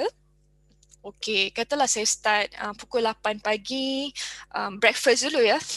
8 pagi breakfast dulu, lepas tu bawa pelajar naik atas dan biasanya in the morning sebab saya ajar grade 3, umur 8-9 tahun, kita ada macam morning routine ataupun circle time. Mungkin at that time, salah seorang pelajar atau 2 orang pelajar akan diambil oleh SLP untuk speech therapy. Okey, lepas tu maybe 20 minutes to half an hour. Kemudian mungkin pelajar lain pula akan ada session dengan OT, PT dan sebagainya. So roughly on average, setiap pelajar akan mengikuti session ni, SLP, at least 3 times a week, 3 kali seminggu. Lepas tu ada pula yang OTPT pun ada. Saya ada student yang dia ada semua ni. Dia ada SLP, lepas tu dia ada OTPT juga. So banyaklah dia keluar dari kelas tu. So this is one of the things yang kita perlu, macam mana kita nak pastikan pelajar tu belajar sebab dia akan miss out. Takkan saya nak ulang benda yang sama kan. Tapi nak katanya semasa saya di US saya ada TA. Jadi kalaupun pelajar tu keluar, bila dia masuk balik saya boleh minta TA saya tolong untuk help the students catch up lah dengan apa yang saya ajar. Dan dalam 5 orang tu, saya ada 3 level. Maksudnya saya punya lessons untuk 5 orang ni tak sama. Macam contohnya kalau saya buat matematik, 2 orang buat topik 2 contoh, lagi 2 orang buat topik 4, yang seorang ni buat topik 9. Okay, so even though I have only 5 students, I prepared 3 different lessons. Itu baru kita cerita satu subjek. Kalau di US, guru sekolah rendah tak bertukar. Maksudnya reading saya mengajar, writing saya mengajar, matematik pun saya, science pun saya, social studies pun saya. So betapa banyaknya lesson saya perlu prepare in just one day, and then different levels untuk setiap students. But luckily I had a TA to help me. Okay, so as a TOD kita juga kena selalu communicate with parents. Okay, mungkinlah anda rasa okay, working with other related service providers tu tak relevan dengan kita sebab kita tak ada SLP, audiologist, OTPT on site. Betul, tapi I would suggest try to be in contact with your students, audiologist ataupun SLP. So maksudnya kita boleh assume lah kan yang mereka mendapatkan servis ini di luar. Maksudnya bukan dalam sekolah, di luar. But it would be good for you to be in touch with SLP and audiologist supaya kita tahu di mana tahap pelajar kita in terms of dia punya language, in terms of dia punya pendengaran. Dan lagi satu saya rasa sangat penting untuk professionals untuk kita saling bekerjasama, sebab maklumat-maklumat ni adalah penting. Kita tak sepatutnya work in silo. I teacher, kerja I yang ini. I don't care what you do with her in your sessions. Tak boleh macam tu. You have to kiranya ambil tahu lah, masing-masing ambil tahu apa yang you belajar ataupun bukanlah belajar. Maksudnya macam what are the skills yang your SLP work on you dalam session kan, supaya kita boleh integrate lah dalam kita punya instruction juga. Right. Satu lagi yang penting adalah, sangat penting yang saya rasa di Malaysia kita kurang ambil perhatian. I can say this because I was a teacher myself kan. Communication dengan parents. Kita kurang communicate dengan parents. Kalau tak hari terbuka, hari report card, kita almost never lah communicate dengan parents. Saya rasa ini merugikan. Kita sebagai educator, sebagai cikgu, kita perlu selalu be in touch dengan parents sebab parents akan memberikan maklumat yang lebih mendalam lah tentang pelajar yang kita ajar tu. Sebab behavior di sekolah tak sama dengan behavior di rumah, dan kadang-kala language di rumah pun tak sama dengan language di sekolah juga. So kita kalau boleh kita nak tahu bagaimana perkembangan pelajar di rumah, dan kita pun nak parents get involved. Kita nak parents tahu bahawa mereka adalah our equal partners. We are in this together. Maksudnya saya sebagai guru, tugas saya di sekolah, tapi saya harap whatever it is that I do at school boleh carry over di rumah jugalah. Alright, so as a TOD, kita juga berada dalam IEP team. Saya rasa semua orang pun familiar dengan IEP ataupun RPI, Rancangan Pengajaran Individu. So dalam IEP kalau di US biasanya kita buat 2 kali setahun ataupun sekali setahun depending on the needs lah kan. Dan kita akan ada report, kita memang akan ada meeting lah dengan cikgu-cikgu yang lain, dengan SLP, audiologist, OTPT dan juga school psychologist untuk tengok di manakah tahap pelajar itu, dan untuk kita bincang okay, apa goals yang boleh kita set untuk pelajar ini for the next year. Alright. I would like to highlight one situation sebagai itinerant teacher of the deaf. Again, di Malaysia kita tak ada lagi guru yang itinerant. Itinerant bermaksud guru tu bukannya duduk di satu sekolah mengajar kelas tu sahaja, tak. Guru tu ada caseload. Contoh, katalah saya di Putrajaya, saya akan pergi ke 5 sekolah sebab ada pelajar pekak di 5 sekolah ni. So saya akan either pull out, maksudnya okay, bila saya datang saya akan ambil pelajar ni keluar kelas, saya duduk dengan dia maybe setengah jam, 40 minit ke, work on a skill or whatever, ataupun saya push in, ataupun saya sertai pelajar tu dalam kelas dan bantu dia dalam kelas. Dan seperti yang saya kata tadi, pelajar juga akan ada session dengan SLP, audiologist dan sebagainya. Contohnya, semasa saya praktikum di The Bronx, sekolah tu is actually a normal school lah. So dia macam PPKI lah, integrasi. Dia ada deaf program di situ. Dan banyak students tu sebenarnya immigrants. Jadi English is not their first language. Needless to say. Lepas tu it's a total communication punya setting lah kan. So belajar sign language. So maksudnya bila diorang datang ke US, diorang baru nak belajar sign language. Ada yang baru dapat alat kan. So barulah juga nak belajar bercakap in a language yang I still remember we had someone from Yaman yang semua orang tak tahu nak communicate bahasa apa sebab sign language memang tak tahu. Dia tak tahu English obviously, tapi Arabic pun dia tak tahu sebab dia deaf. Dia baru je dapat alat. So memang I just find it interesting sebab kadang-kadang kan kita mencari jawapan. Mesti you tahu kan kalau I tanya you soalan ni you boleh jawab. Tapi bila kita berada dalam situasi tu, even my senior teachers macam kita tak ada jawapan. Inilah yang perlu kita lakukan untuk menghadapi isu ni. Tak, kita macam let's just try this. Gesture akhirnya. So eventually dia akan pick up. Tapi you know, it's a trial and error. Okay. Another interesting thing that I would like to highlight is the law. So US. The law Individuals with Disabilities Education Act. Kenapa saya nak highlight benda ni ialah sebab this is one of the first things that I learned when I was in the US. Ini adalah one of the first things perkara pertama yang saya belajar.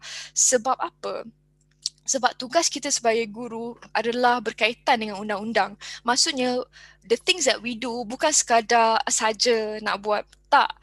Tapi kita ada tanggungjawab untuk melaksanakan tu sebab ia berkaitan dengan undang-undang. It has got to do with rights ataupun hak pelajar-pelajar kita. So dalam Individuals with Disabilities Education Act ni dia ada 6 pillars, okay, free appropriate public education. Maksudnya adalah semua pelajar yang ada disability berhak mendapat free public education. Dan ini termasuk related services. Kalau di Malaysia pelajar kita mungkin dapat speech therapy melalui hospital tapi tak kerap. So kalau nak kerap dia kena ambil macam private lah kan, kena pergi private centers untuk dapatkan speech therapy.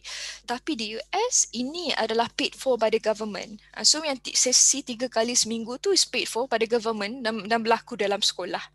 Dan saya rasa macam I'm not saying it's perfect sebab dia kan ada isu dia sama je mana-mana di dunia ni, tapi nak katanya at least the access is already there. Whether it works or not tu is another matter, tapi the access is already there. Yang kesian kat Malaysia adalah kita tak ada pun benda tu. So it is very sad sebenarnya. I just want you to be aware of this. Kita sebagai educator, sebab ini adalah limitation kita yang sangat besar. Kita tidak ada support.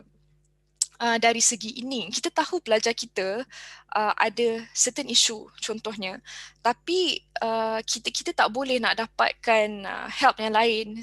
It's just not within our power sadly, tapi hopefully things will change.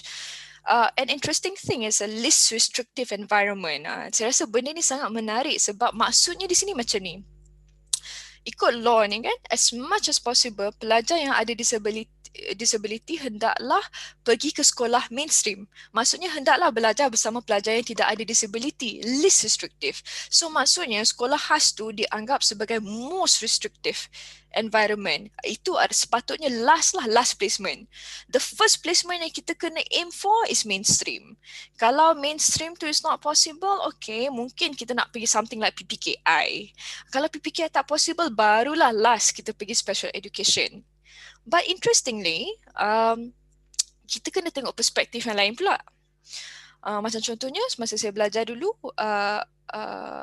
macam to the deaf community, mainstream education adalah yang paling restriktif sekali. Sebab satu, facilities. Contohnya kalau di sekolah mainstream, tidak ada kita panggil sound field. Saya tak mungkin anda pernah tengok kan macam contoh Putrajaya PC18 dia ada sound field yang mikrofon tu. Yang macam bila cikgu pakai phonic mikrofon tu, dia punya sound macam dia pakai mikrofon untuk satu kelas, and also at the same time the sound goes directly to the students punya alat kan, implant ataupun hearing aids. Dekat US sekalipun bukan semua mainstream schools ada alat tu untuk pelajar pekak, for example. Kemudian, what about dia punya katalah sistem pengumuman. Pelajar pekak ada masalah untuk mendengar. So kalau saya buat pengumuman dengan bunyi statiknya, dengan bunyi yang tak clearnya kan, macam mana nak dengar? So kalau di New York School for the Deaf tu kita ada TV. Di dalam setiap kelas ada TV dan every time ada pengumuman, dia bertulislah di TV tu. Tapi kalau mainstream schools, bukannya semua kelas ada TV dan buat pengumuman melalui TV tu, betul tak? So this is one of the things yang macam saya rasa perlu kita ambil tahu. Sebab bagi kita, kita rasa macam special education ni eksklusif, hanya students yang pekak je pergi special education. So mainstream lah yang inklusif. Betul kita nak jadi inklusif, tapi inklusif ni bukan sekadar letak pelajar pekak dekat sekolah biasa tu, tidak. Kita kena pastikan sekolah mainstream ni ada facilities yang boleh membantu pelajar pekak tu access not just curriculum tapi juga macam learning, the whole learning experience. Bukan dalam kelas je, tapi koridor. Macam mana dia nak komunikasi dengan orang lain? Mungkin kena ada cermin, and certain strategic places yang boleh dia nampak pergerakan orang ke, ataupun dia boleh nampak orang berkomunikasi ke macam mana. Alright, so IEP is law. Dekat Malaysia IEP ni bukan law. Maksudnya kalau ada cikgu yang tak buat IEP ni, tak ada apa-apa tindakan. Tapi kalau di US, IEP is law. Not just kena buat, tapi kena pastikan, katalah dalam IEP tu dia tulis pelajar ni perlu cikgu dia perlu pakai phonic FM system. So kalau kita tak pakai FM system, kita boleh kena saman. Kat Malaysia bukan macam tu. So tak apalah kalau kita tak ada law tu sekali, tapi kita sebagai cikgu kita kena ingat lah kan, kita not only bound to law, tapi kita pun ada tanggungjawab kita kepada pelajar tu. Kita kenalah pakai FM system ke ataupun whatever assistive devices that students need lah. Parent and teacher participation equal partnership. Maksudnya setiap kali kita ada meeting IEP contohnya, parents must be involved. Kita tak buat keputusan, I cikgu dia, I tahulah apa yang baik untuk dia. Tidak, kita perlukan input daripada parents. Kita kena ambil tahu apa yang parents mahu. Procedural safeguard ni maksudnya parents tu boleh challenge decision. Katalah saya sebagai cikgu, saya kata pelajar ni tak ready pergi mainstream yet, not this year. Dia mungkin setahun lagi kena duduk kat sekolah khas ni. Tapi parents boleh challenge, macam dia kata tak boleh, saya nak anak saya masuk mainstream juga. So dia akan adalah prosedur untuk dia challenge that decision. Appropriate evaluation ni maksudnya ada evaluasi ataupun assessment untuk menentukan yang pelajar ni yes, dia memang ada disability dan dia memang memerlukan accommodations ataupun whatever help that they need lah. Alright, so classroom settings. I would like to share this with you sebab saya rasa benda ni macam sangat interesting lah when I was there. So sepanjang saya di US, saya pergi praktikum 2 semester. My first semester, I was in an English ASL bilingual school. So, interestingly, 80 to 90% of the students there are hearing. Yang deaf cuma 10-15% je yang deaf sebenarnya. Contohnya, I was in a grade 1 classroom, daripada 21 students, only 2 are deaf. So sekolah tu memang ialah oral, but at the same time ada another teacher signing at the same time. So again, this arrangement isn't necessarily ideal ataupun perfect. Kita tak ada textbook yang kata this is what a bilingual school looks like. Nobody knows what is good or what is ideal. So kebanyakan orang just macam okay, this is our definition of bilingual, macam tu. Kita ada NYSD is actually a school for the deaf, tapi saya mengajar oral classroom, ada oral program, and when I left, they were moving towards bilingual by model. Maksudnya English, tapi print bukan English bercakap tu, bukan speech English, but English in print, dan juga sign language. That's their definition of bilingual by model. Total communication, when I was in the Bronx, that school I was in, used total communication. Dia punya arrangement interesting. So ada seorang cikgu ni akan bercakap. Lepas tu ada ASL interpreter. Sepanjang cikgu tu bercakap, ASL interpreter tu akan interpret. Dan pelajar ada TA masing-masing. TA biasanya TA interpreter juga. Ada TA Bengali, ada TA Arabic, ada TA Spanish. So lepas tu dia ada ESL teacher juga kat situ. So bayangkan ada about like 6 adults for 10 students in the classroom. So macam wow. Cute speech program. Kat Malaysia kita ada cute speech. Auditory oral program macam contohnya Clark School di New York. Di Malaysia, I don't think so. I don't think so. Mainstream. Okay, mainstream ni biasalah sekolah arus perdana. Tapi kita tak ada resource center. Resource center ni macam saya kata tadi lah, itinerant teacher akan pergi ke sekolah tu, pull out, dan kita akan panggil benda tu macam resource center lah. Kita akan tarik dia, pull out, work with that kid for maybe like 3 times a week for just half an hour. Okay, so working in environment, how was it like? Kita bukan sekadar bekerja in silo dalam kelas kita work with other professionals and teachers as well. It is very important. I cannot emphasize this enough. We work as a team. So contohnya masa saya dengan Dr. Basha last year kita ada buat program teleterapi bersama dengan Hear Me. We work as a team. Walaupun Dr. Basha buat speech, saya buat literacy. We always discuss sama-sama, macam kita discuss, okay, pelajar ni, this is my observation, okay, that's your observation, okay, padanlah dalam session saya dia macam ni, macam tu, ataupun okay, in that case I will bear that in mind sebab language dia macam ni, so nanti bila literacy activity saya macam ni, for example. It is very important for us to work as a team. Dan kebetulan masa saya mengajar dulu, another teacher was also a first year teacher. So kita pun sama-sama hanyut dalam ignorance. Tak adalah. Tapi nak katanya, even though kita sama-sama hanyut dalam ignorance, we need to support each other. Kita ada teacher aid lah. Macam kalau saya dulu, saya ada teacher aid. And it is, sebab saya bukan membesar di US, so saya tak tahu macam mana peranan teacher aid sebenarnya.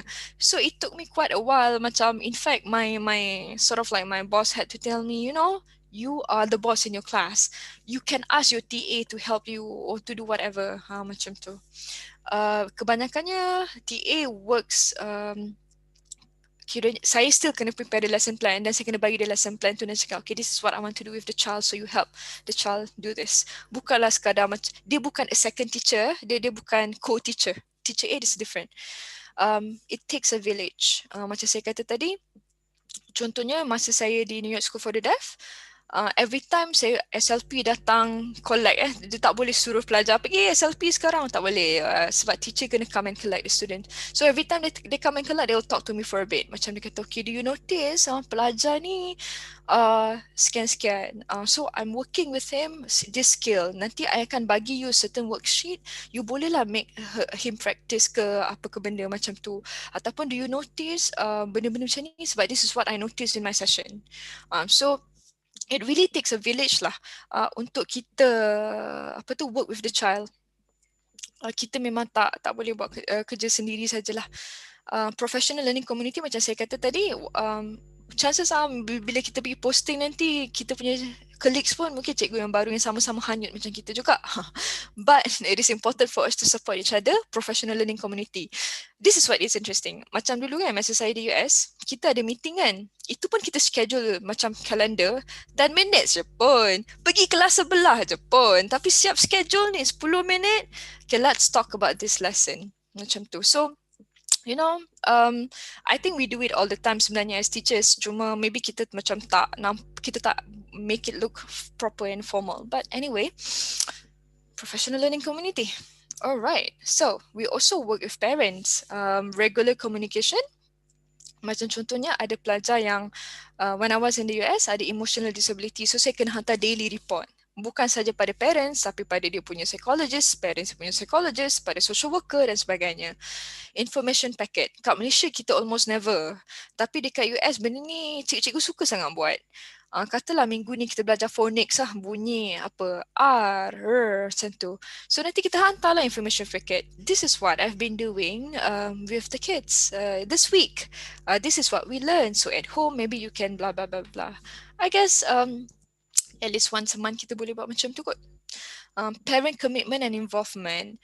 So sama je kat Malaysia ke, kat US ke, parent involvement is very important. Macam Dr. Basha sebut tadi kan, whatever mode of communication you choose, sign language ke, nak oral ke, nak cute speech ke, parent commitment adalah sangat penting sebab the child spends most of his or her time at home. Dengan kita, sebab kita bertukar-tukar guru, betul tak? Kalau kat Malaysia, kalau saya ajar English, saya cuma ada 5 periods je dengan pelajar tu. Selebihnya saya tak tahu dia belajar macam mana dengan cikgu-cikgu lain kat rumah, petang lagi kan. So that's why parent involvement is very important, and one of the ways untuk kita dapatkan commitment ataupun involvement tu adalah dengan communication. And we have to regard our not our parents, I mean our students' parents as equal partners. Mungkin kita rasa, alah, bukannya dia faham pun kalau kita cakap benda ni kan. Mungkin dia tak faham. So that's our job, to educate the parents supaya dia lebih faham, not just tentang tugas kita tapi tentang perkembangan anak mereka dalam kelas kita. Okay, so working with deaf children, how is it different? Saya teringat profesor saya dulu, dia pernah cakap, there is no such thing as a deaf curriculum. Maksudnya, curriculum yang kita gunakan untuk pelajar yang mainstream sama dengan pelajar pekak. Sebab pelajar pekak bukannya ada masalah kognitif, kan? Dia cuma masalah pendengaran. Memanglah saya cakap ni very simplistic term, dia bukan cuma ada masalah pendengaran.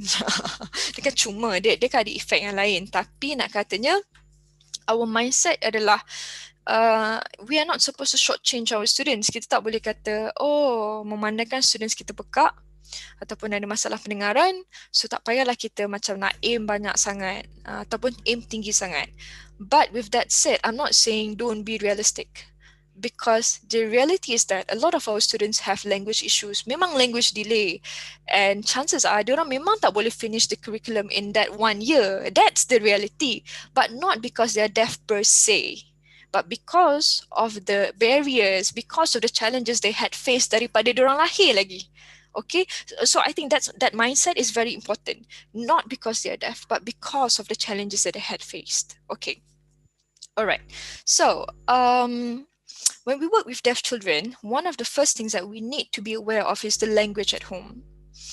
Pelajar ni, adakah ada sign di rumah? Kalau dia tak sign di rumah, dia guna apa? Speech. Parents dia, contohnya macam ni lah. Semasa saya di New York School for the Deaf, sekolah tu memang it is a signing school. Everybody signs, but I was in an oral classroom. So bila dalam classroom saya bercakap, tapi di luar classroom everybody signs, right? Tapi ada je pelajar yang walaupun dia sign, parents dia tidak sign. So bila parents tak sign, maksudnya ada ke komunikasi kat rumah? Chances are komunikasi is very limited.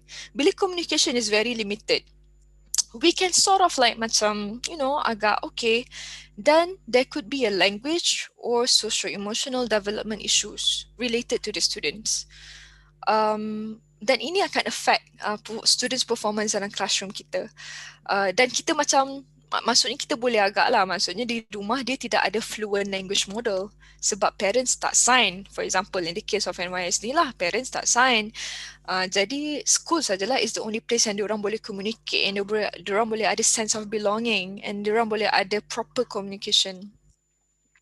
School placement seperti mana yang Dr. Basha sebut, mode of communication is highly related with school placement. Kalau kita dah start dengan apa tu, katalah kita nak anak kita Q, okay, budak tu dah Q, lepas tu bila kita letak dia dalam special education school, dia kena belajar sign language, and sign language akan jadi a new language yang dia kena belajar. So kita panggil benda ni macam, it's like a double challenge lah.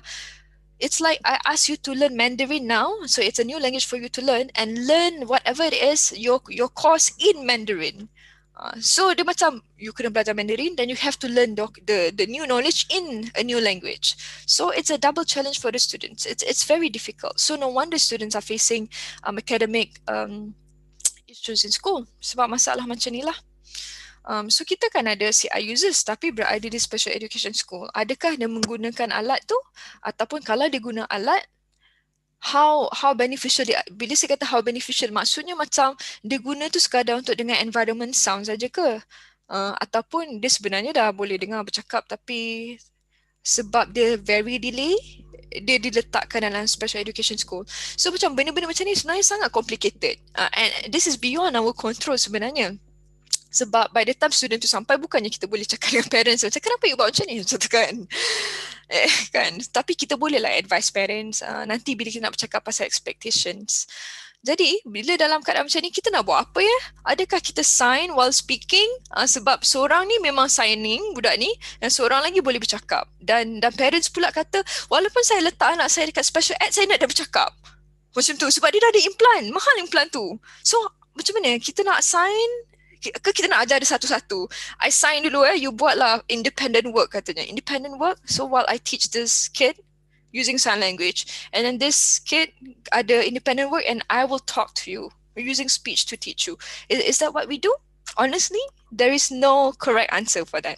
It is something that you need to figure out. Managing expectations. So kita memang tahu the biggest challenge that our deaf students will face adalah literacy. Masalah berkaitan dengan menulis dan membaca kerana it is related to language issues. Membaca is actually adalah apa tu? Tulisan adalah simbol yang represent, yang mewakili speech, kan? Tulisan tu bukannya stand alone. It represents speech. Dan kalau dia ada deteriorated access to speech, chances are dia pun akan, dia punya production pun akan jadi, deteriorated lah juga kan, compromised. So literacy ni is a never-ending issue. We have, as we do research, kita ada lebih banyak information tentang bagaimana, for example, deaf students learn, but it is still, research in that area is still very lacking. Maksudnya macam research that look into bagaimanakah pelajar yang deaf membaca ni still very lacking, sebab bila kita buat research macam ni, kita kena tengok what kind of communication that the individual use. Kalau dia deaf, dia oral, macam mana dia membaca? Kalau dia deaf signing, macam mana dia membaca? So ada je research tu sebenarnya, tapi very lacking lah, tak banyak sebenarnya. But yeah, that is complicated. So I know you might be expecting me to tell you, okay, so how do I teach kids for signing literacy? Honestly, I do not have a direct answer for that. Sebab it depends on students tu punya background language, dia punya language dekat level mana, dia punya tahap pendengaran kat level mana. Lepas tu you nak mengajar dia in sign language ke, you nak mengajar dia orally. So macam memang I have no direct answer to that unless kita ada case by case yang kita boleh, okay, we can talk about. And another thing that we have to think about is how much of a behavior is attributed to hearing loss. This is interesting sebab kanak-kanak memanglah akan ada behavior issue, bukanlah behavior issue, tapi macam, kids being kids. How much of it is actually attributed to the hearing loss and how much is just, kids being kids. This is important sebab in our classroom, kita nak buat behavior management kan. Kita kalau boleh nak minimize behavior issues yang berkaitan dengan hearing loss tu, because it is within our power. Tapi kalau yang berkaitan dengan, macam contohnya lah, student saya yang pakai implant. So bila telinga dia sakit, mungkin ada infection kan. Kita pun tak pasti, saya tak boleh nampak. Kadang bila ada infection, chances are dia akan mengamuk hari tu. Sebab sakit kan. So those are some of the things yang kita need to be aware about. Okay, so challenges. We will meet teachers who are reluctant to use assistive technology devices. Macam saya kata tadi, FM system. I've heard that cikgu tak nak pakai FM system. Honestly, I don't understand why. Sebab kita pakai FM system not for us, tapi untuk students tu mendengar dengan baik. Macam Dr. Basha sebut tadi, signal to noise ratio. Kita mungkin take it for granted. Alah, kita bercakap dia dengar. Memanglah dia dengar, tapi at which level and how good? Sebab kita tak nak dia expand dia punya effort to listening. Kita nak dia expand dia punya effort to learning, not to listening sebenarnya. Kan? Teacher competency. All of us should be fluent language models to our students. So, kalau kita pergi sekolah khas dan kita perlu sign, kita perlu menggunakan bahasa isyarat, we have to make sure that our bahasa isyarat is good. Very good, in fact. Macam itulah kan. Sebab no parents want to send their kids to school yang katalah cikgu English contoh. Tak kalah kalau saya punya English C, saya nak ajar kids macam tu kan, so tak credible lah macam tu. So we need to equip ourselves, make sure that we are competent. With that said, saya pun bukannya competent signer, honestly. I'm not a competent signer, tapi kalau kita nak, that was why I was in the oral program. Tapi kalau kita mengajar, kanak-kanak di pendidikan khas yang menggunakan sign language, we have to make sure that our sign is good. And I would suggest content punya sign tak sama dengan communication punya sign. Contohnya bila kita cakap pasal matematik, this is what I observed when I was in the Bronx, yang total communication classroom tu. Bila cikgu mengajar sambil bercakap tapi ada ASL interpreter. And I notice sign untuk mathematics are different. Katalah kita nak kata bahagi kan, saya tak pasti simbol bahagi. KTBM macam mana? Macam ni ke? Macam mana bahagi? Ke macam ni? Apa isyarat dia, Cikgu Duzaimah? Bahagi. Lagi. Tolak.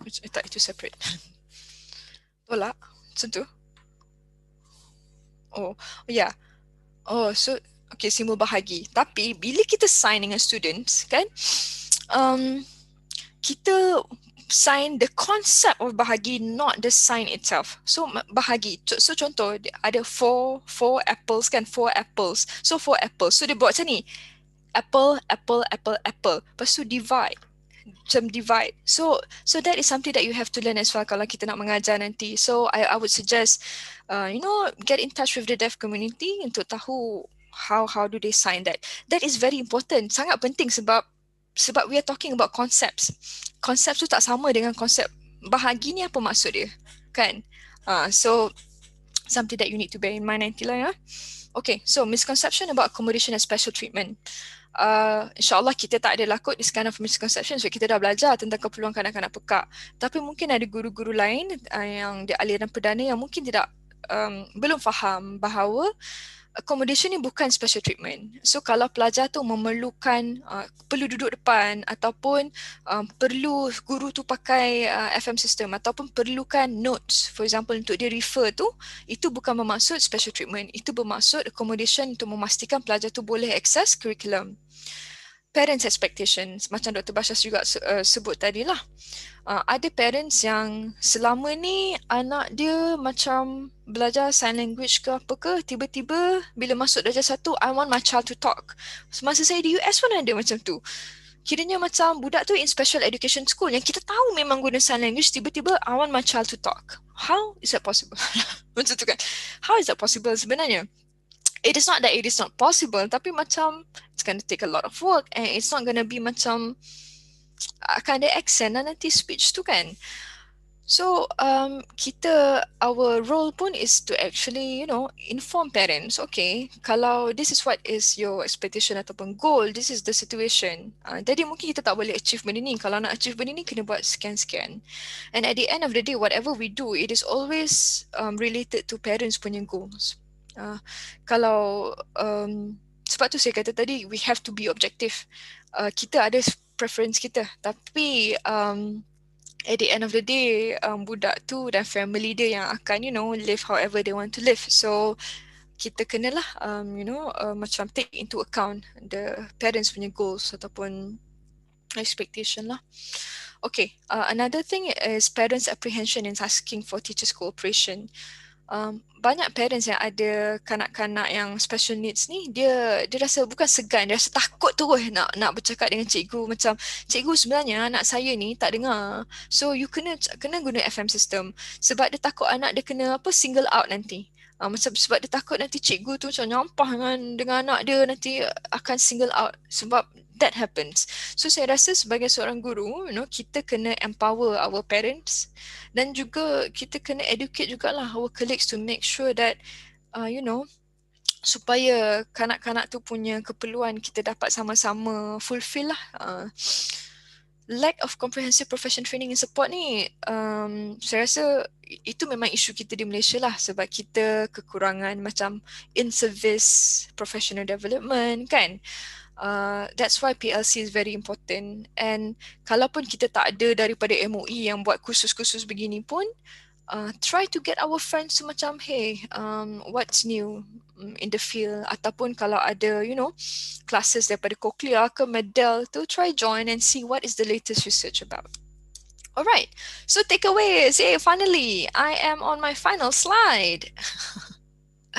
Okay, takeaways. Takeaways, I hope I have not been rambling. Okay, so takeaways, first and foremost, give love. Saya rasa I got this realization when I was teaching in Sempurna. In fact, after I was teaching in Sempurna, saya rasa as an educator kan, kita memanglah our job kononnya lah untuk educate, untuk bagi ilmu pada students. Betul. But first and foremost, give love, because that is more important. Sebab macam mana ilmu ni kan bukan milik kita. It belongs to Allah. Allah nak bagi pada siapa yang dikehendaki. Kita adalah vessel saja. Kita adalah asbab. Kita adalah macam the medium saja untuk sampaikan ilmu tu. Whether students tu faham, whether students tu dapat amalkan, it is beyond our control. So with that said, kita kena macam mana appreciate the students, kita kena acknowledge the students, kita kena respect the students as a human being first and foremost. And trust me, they would appreciate that even more. Sebab kadang-kadang yang menyebabkan students tu belajar not so much kita ni, contoh macam ni when I was in Sempurna, I was kiranya aku rasa my level of English memang good lah kan. I mean I studied in New Zealand, apa memang my level of English is very good lah nak katanya. But did that help my students? Tak semestinya. Adakah manfaat dari ilmu yang saya ada tu sampai pada mereka? Tak semestinya. Kan, I cannot transfer that to them. Just because I'm a good English teacher doesn't mean that would affect them, for example. So that's why giving love and respect tu bagi saya is even more important. Sebab kadang-kadang diorang belajar daripada kita not so much because of our knowledge, tapi sebab dia tahu my teachers care for me, macam tu. Alright. Keep on learning, reading and engaging with other professionals, not just teachers, pergilah once in a while, minum kopi dengan audiologists, minum kopi dengan SLPs, minum kopi dengan TOD or reading specialist, macam tu kan. So familiarize ourselves with recent research and discourse, read a lot please. And we are not the star of the show, our students are. Macam saya kata tadi, we have to learn to be objective. We learn all of this, cute speech ke, sign language ke, AVT ke, oral ke, we learn everything, but we have to be objective and we have to take into account the parents punya goals, bukan kita. And be our students' advocate. And at the same time, teach them to advocate for themselves. I always tell my students masa saya kat NYC dulu, you cannot expect people to understand macam, by the nature of my deafness, I am entitled to this accommodation. People don't understand, people don't know, so you have to advocate for yourselves. Alright, so I guess that's it for today. Yeah, so I hope you have a lot of questions for us. And yeah, I'll pass this to Dr. Farhana. Okay, thank you. Terima kasih Dr. Basha dan Puan Akmal. So saya buka kepada soalan lah. Silakan.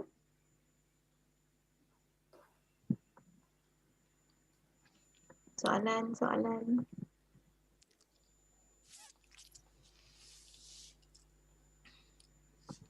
Ada ni. Saya baca dekat dalam chat. Selamat sejahtera. Soalan daripada Kevin Mak Y Kim. Kenapa murid pekak tidak tunjukkan minat atau keinginan untuk belajar walaupun diminta membaca buku pada masa sama dibimbing oleh guru? Boleh? Okay, so I think I will answer that first, and then maybe Dr. Basha boleh add in.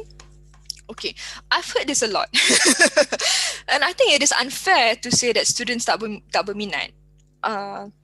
Sebab macam saya kata tadi, pelajar-pelajar ni bila dia sampai ke sekolah, dia kena belajar bahasa baru. Sebab ini PPKI kan? Sorry, itu PPKI. Sorry. Katalah dia pergi sekolah, dia kena belajar bahasa baru. Saya assume lah ni sekolah special education kan. Dekat rumah, umur dia 0 to 6 tu, tak ada siapa ajar dia sign language. Lepas tu, katalah dia pakai alat pendengaran, berapa intensif terapi yang dia terima untuk membolehkan dia utilize dia punya alat untuk mendengar, untuk bercakap dengan baik. Kan? Okay, so kita dah tahu dia ada difficulty in oral ataupun speech, dan dia sedang belajar bahasa baru iaitu bahasa isyarat. Lepas tu you nak suruh dia membaca. Maksudnya dalam bahasa yang dia macam tak dapat akses yang baik lah. So macam saya kata tadi lah, saya suruh awak belajar bahasa Mandarin dan belajar new content tu dalam bahasa Mandarin.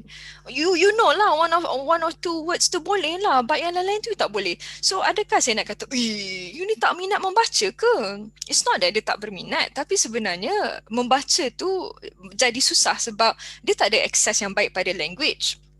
Lepas tu sekarang dia kena baca print yang language yang dia tak ada good access to. So it is going to be very difficult. So saya rasa first and foremost kita kena tukar that mindset. Put aside minat. Dia minat ke, dia tak minat ke, itu belakang cerita. Okay, kita tak kisah tu. Bukan tak kisah, maksudnya macam kita put that aside first. So sekarang ni kita nak bagi dia good language. So for example what I did in my therapy, katalah saya buat initial sound, phonics work, initial sound, bunyi pertama kan. Walaupun kita work on initial sound, tapi kita akan baca buku. Kita kan baca cerita yang macam menarik lah jugalah nak katanya kan. Untuk kita bukan saja expose pada the target initial sound, tapi pada literacy itself. Literacy as an activity yang sebenarnya fun. Yang you know what, you are not going to be punished here. You're not going to be judged here. Saya faham as a teacher, kita memang kena diagnostic teaching ni. Dia tak tahu perkataan ni, dia tak tahu tu, dia tak tahu ni, bla bla bla bla. Yes, I understand.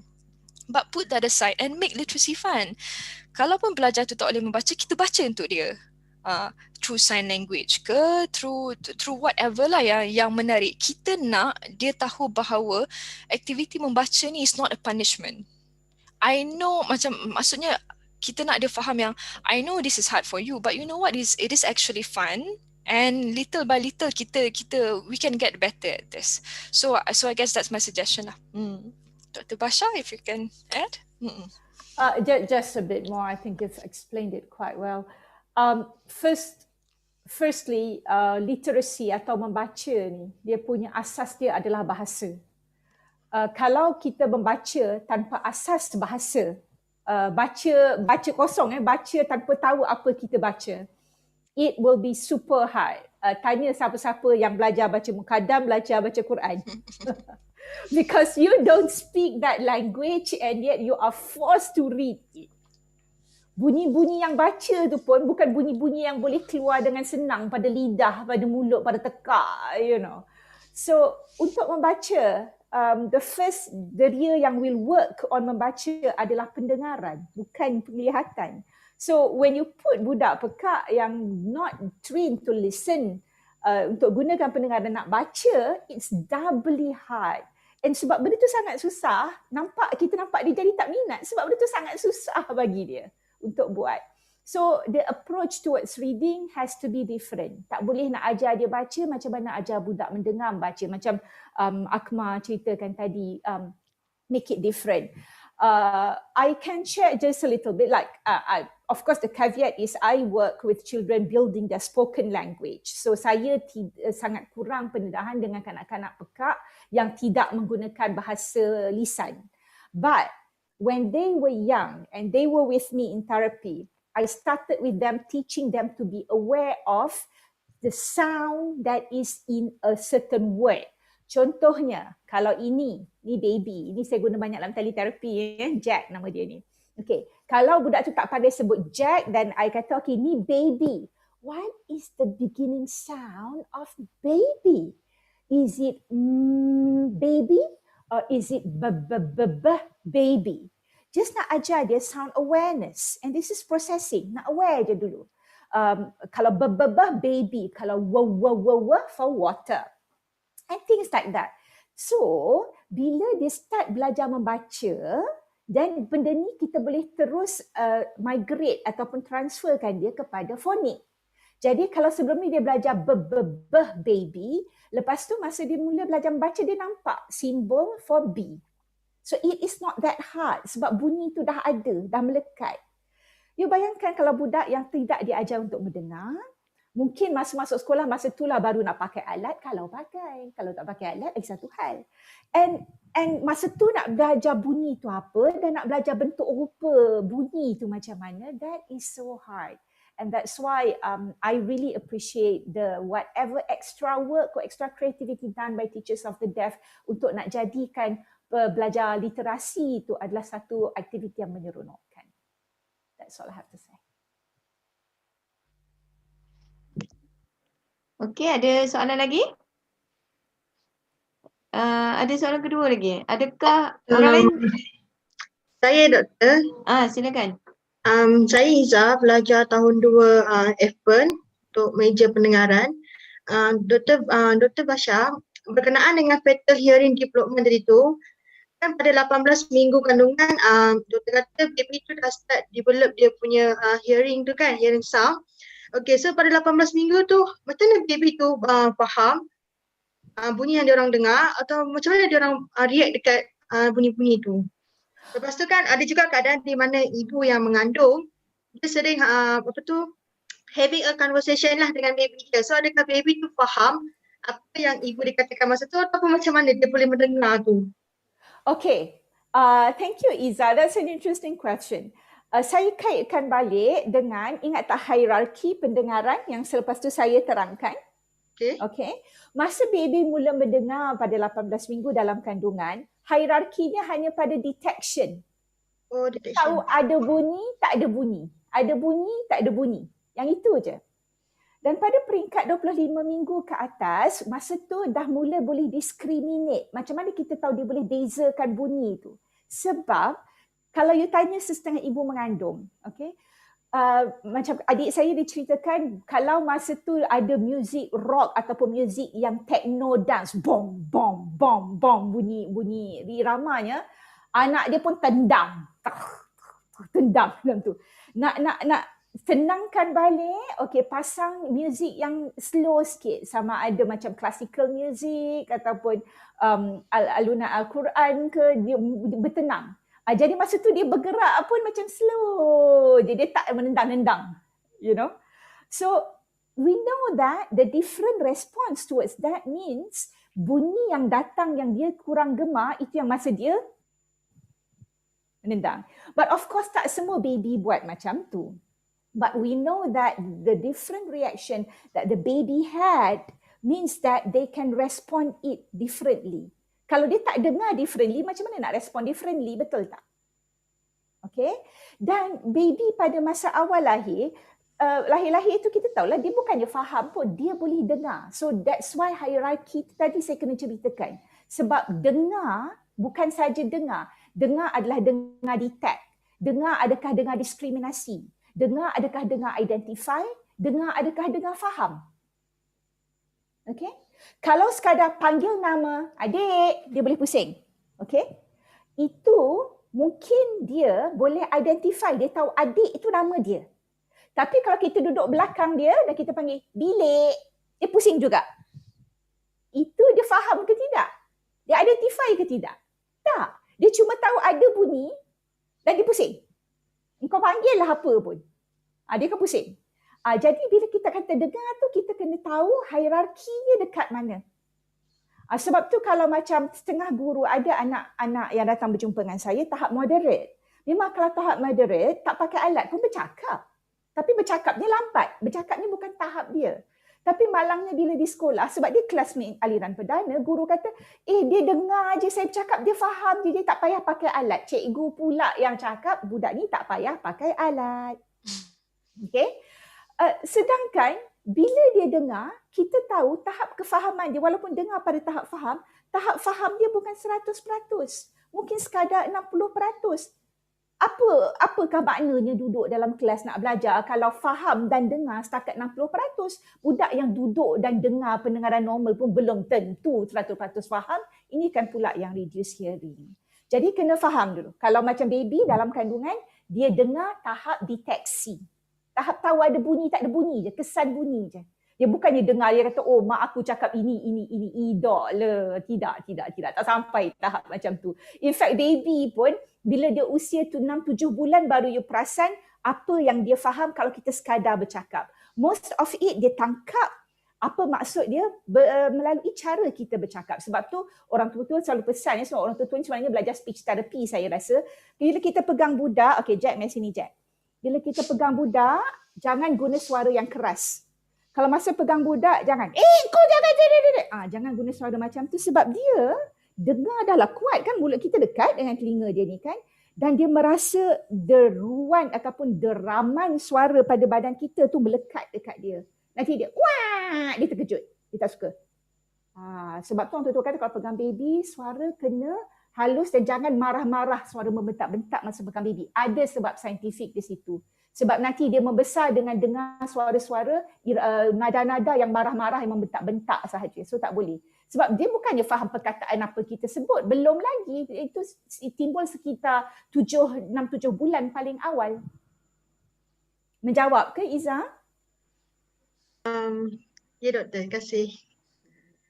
Jadi adakah ini bermaksud bahawa persekitaran tu juga dia akan beri pengaruh dekat baby punya perkembangan?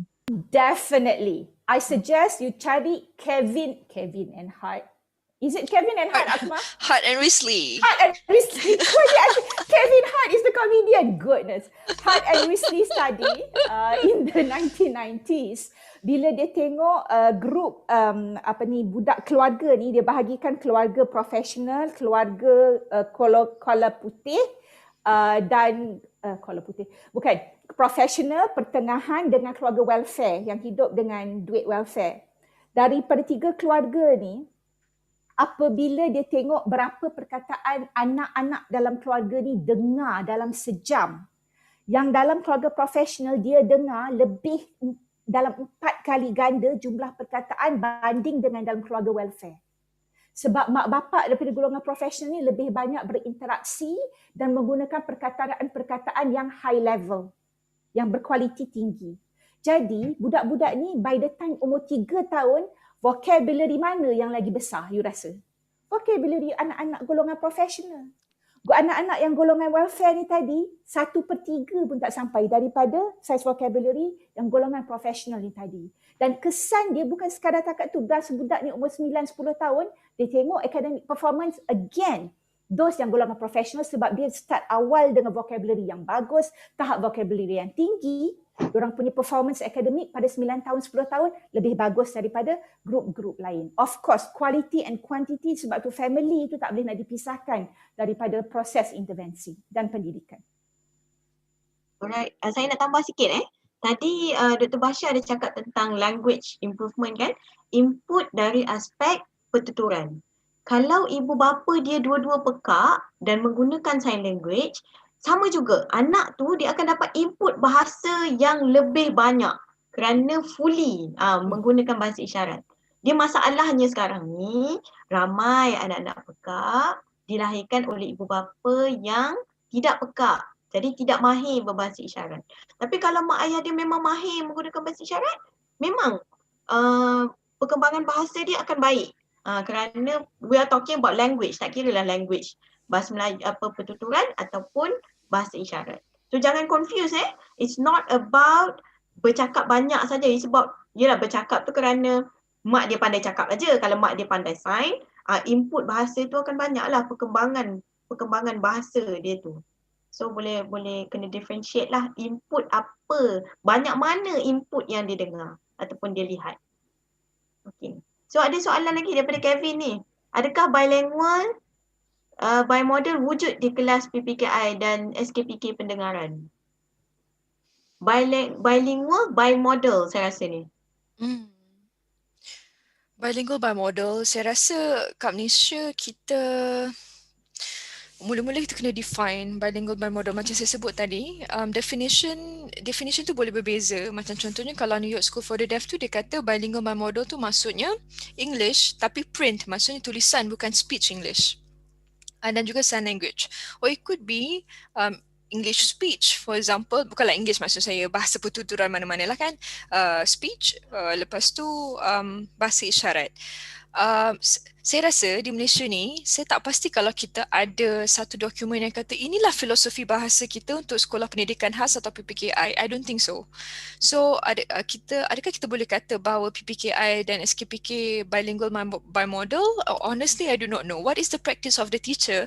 Dan kalaupun dia practice benda tu, chances are dia bukannya take it as a philosophy, tapi more like, okay, this is just the way that I need to practicality untuk pastikan bahawa semua pelajar yang the range of communication tu boleh access curriculum ataupun instruction.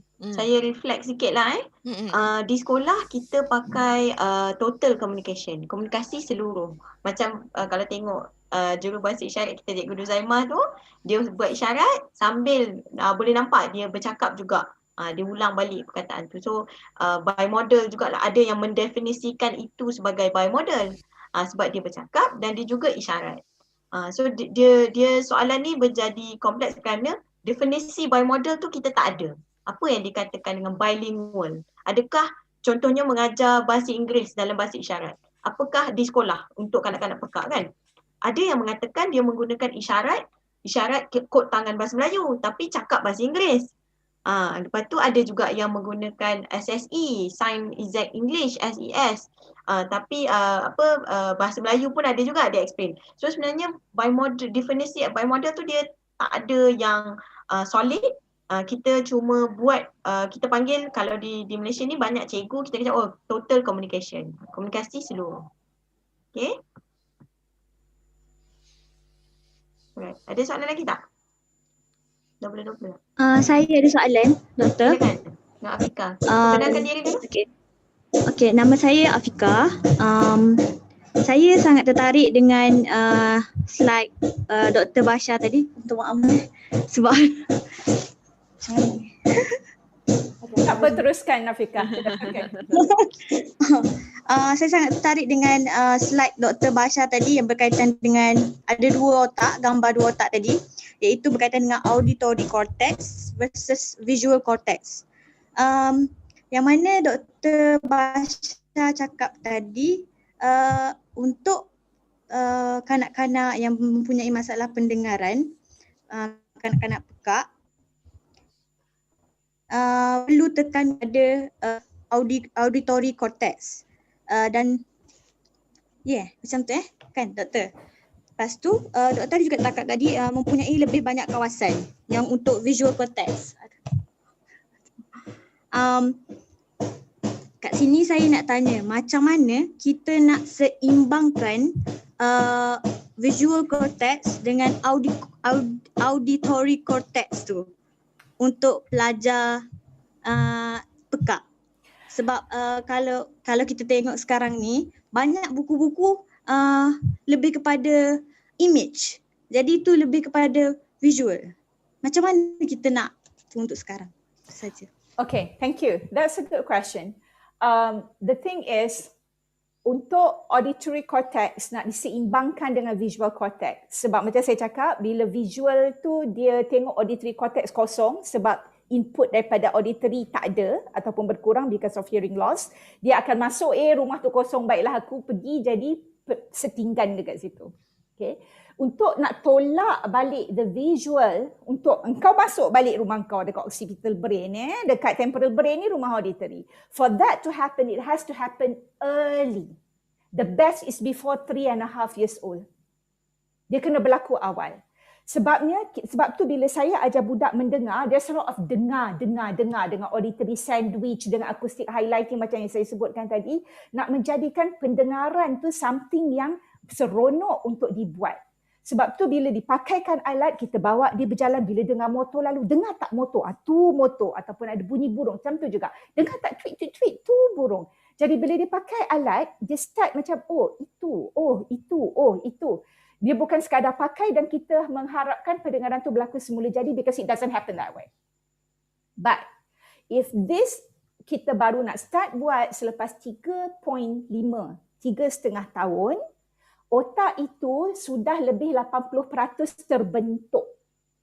Dan bila sudah lebih 80% terbentuk, kemasukan untuk spoken language dan kita nak tolak balik visual daripada bersetinggan dalam auditory cortex, it becomes harder.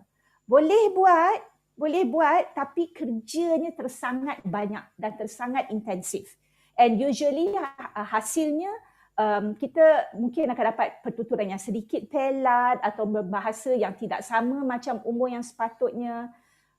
Macam-macam mana pun dia kena berlaku awal. Jadi kalau di saat umur persekolahan macam saudara dan saudari nanti akan bertemu kanak-kanak pada umur 7 tahun ke atas, kalau dia masih lagi merupakan seorang yang sangat visual, kekalkanlah visual itu.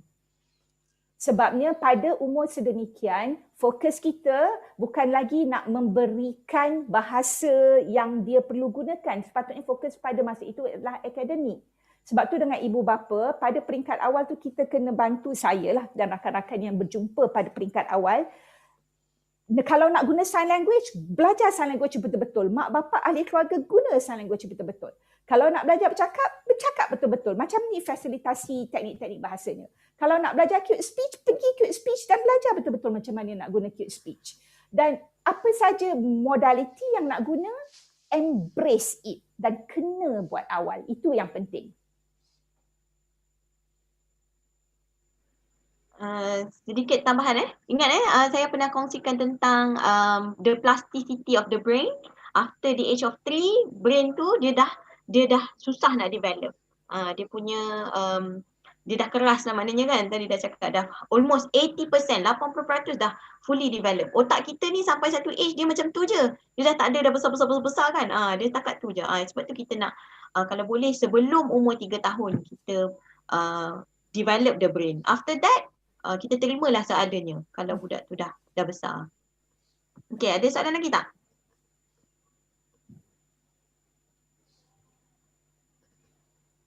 Kalau tak ada, saya tadi macam nampak Dr. Nafi. Ada tadi, saya pun nampak Dr. Nafi. Dr. Nafi ada nak pesan. Tak ada. Saya tadi ada baru habis kelas. So baru saya boleh join yang ni. Alright, tak apa. Terima kasih banyaklah yang hadir. Baru mengikuti. Terima kasih banyak, ada banyak info yang baru. Okay, thank you, boleh teruskan lah. Kalau kita tak ada soalan, kita ambil sesi bergambar sekejap boleh? Dah habis dah? Dah habis dah. Dah habis dah 2 jam. Okay. Terima kasih. Boleh buka, siapa yang ada ni? Zulhaimi, Tan Shing Yi, Nadia ada Nadia? Nadia buka kamera. Buka kamera masing-masing. Sajalah nak ambil gambar kan. Ada 2 page Sekejap, kita menunggu. Auni, ada ke orangnya? No, Adawiyah. Puan Akmal tu macam freeze je. Oh, you still there? Okay. Okay, She just hasn't checking. moved. Just checking. Okay, dah sedia Sekejap. Adawiyah tu tengah buka kamera. Alright. Senyum semua. Sedia. 1, 2, 3. Sekejap, saya kena paste dulu. Sabar mana nak paste ni, lupa pula nak buka. Jadi ada 2 page tadi. Okay, one more. Lagi sekali page yang kedua. Saya rasa senyum je lah. Tak pastikan anda page berapa kan. Okay, berjaya. Dah. Okay, terima kasih banyak. Doktor nak cakap? Terima kasih kepada Dr. Basha dan Dr. Siapa sebab? Puan Akmal. Puan Akmal. Terima kasih Puan Akmal dan Dr. Basha. Kena bagi kerjasama untuk menyampaikan bahan pada pagi ni. Saya minta maaf lah sebab saya tak boleh join sebab cuma ada kelas tadi, habis kelas.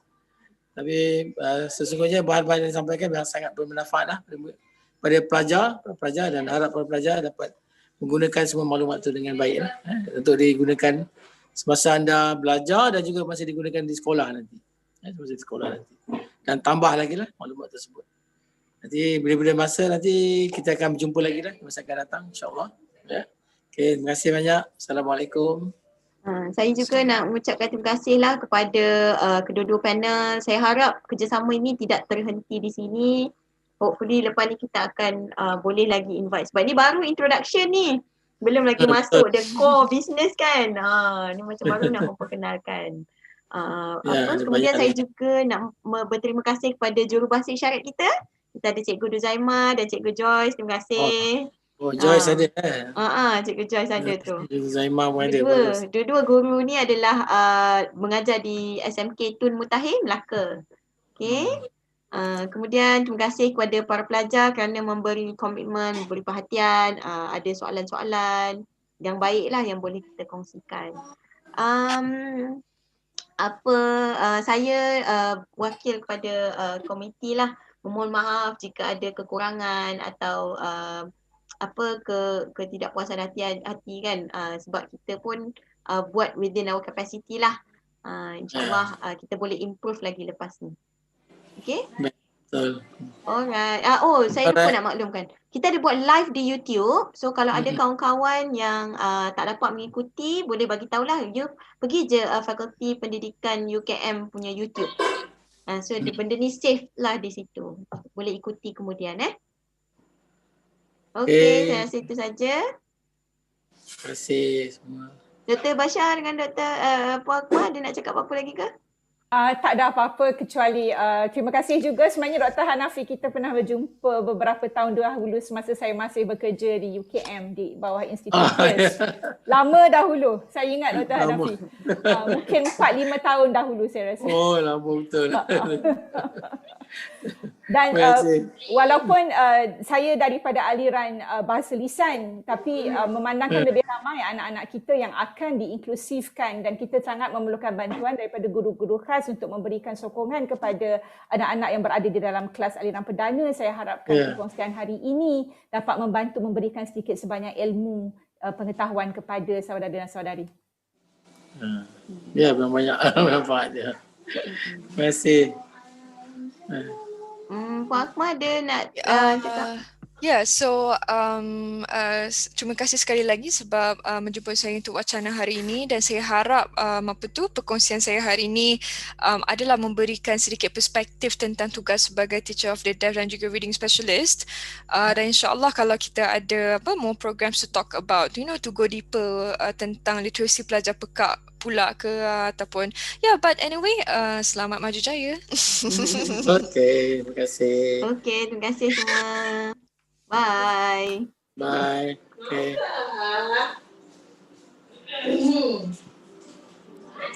Okay, Farah. Okay, terima kasih Doktor. Okay, right.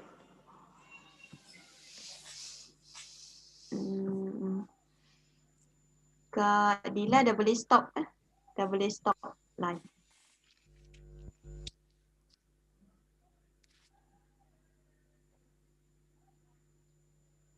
Bye-bye.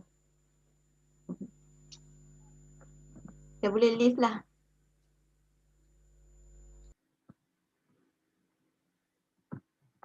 Terima kasih, Doktor. Sama.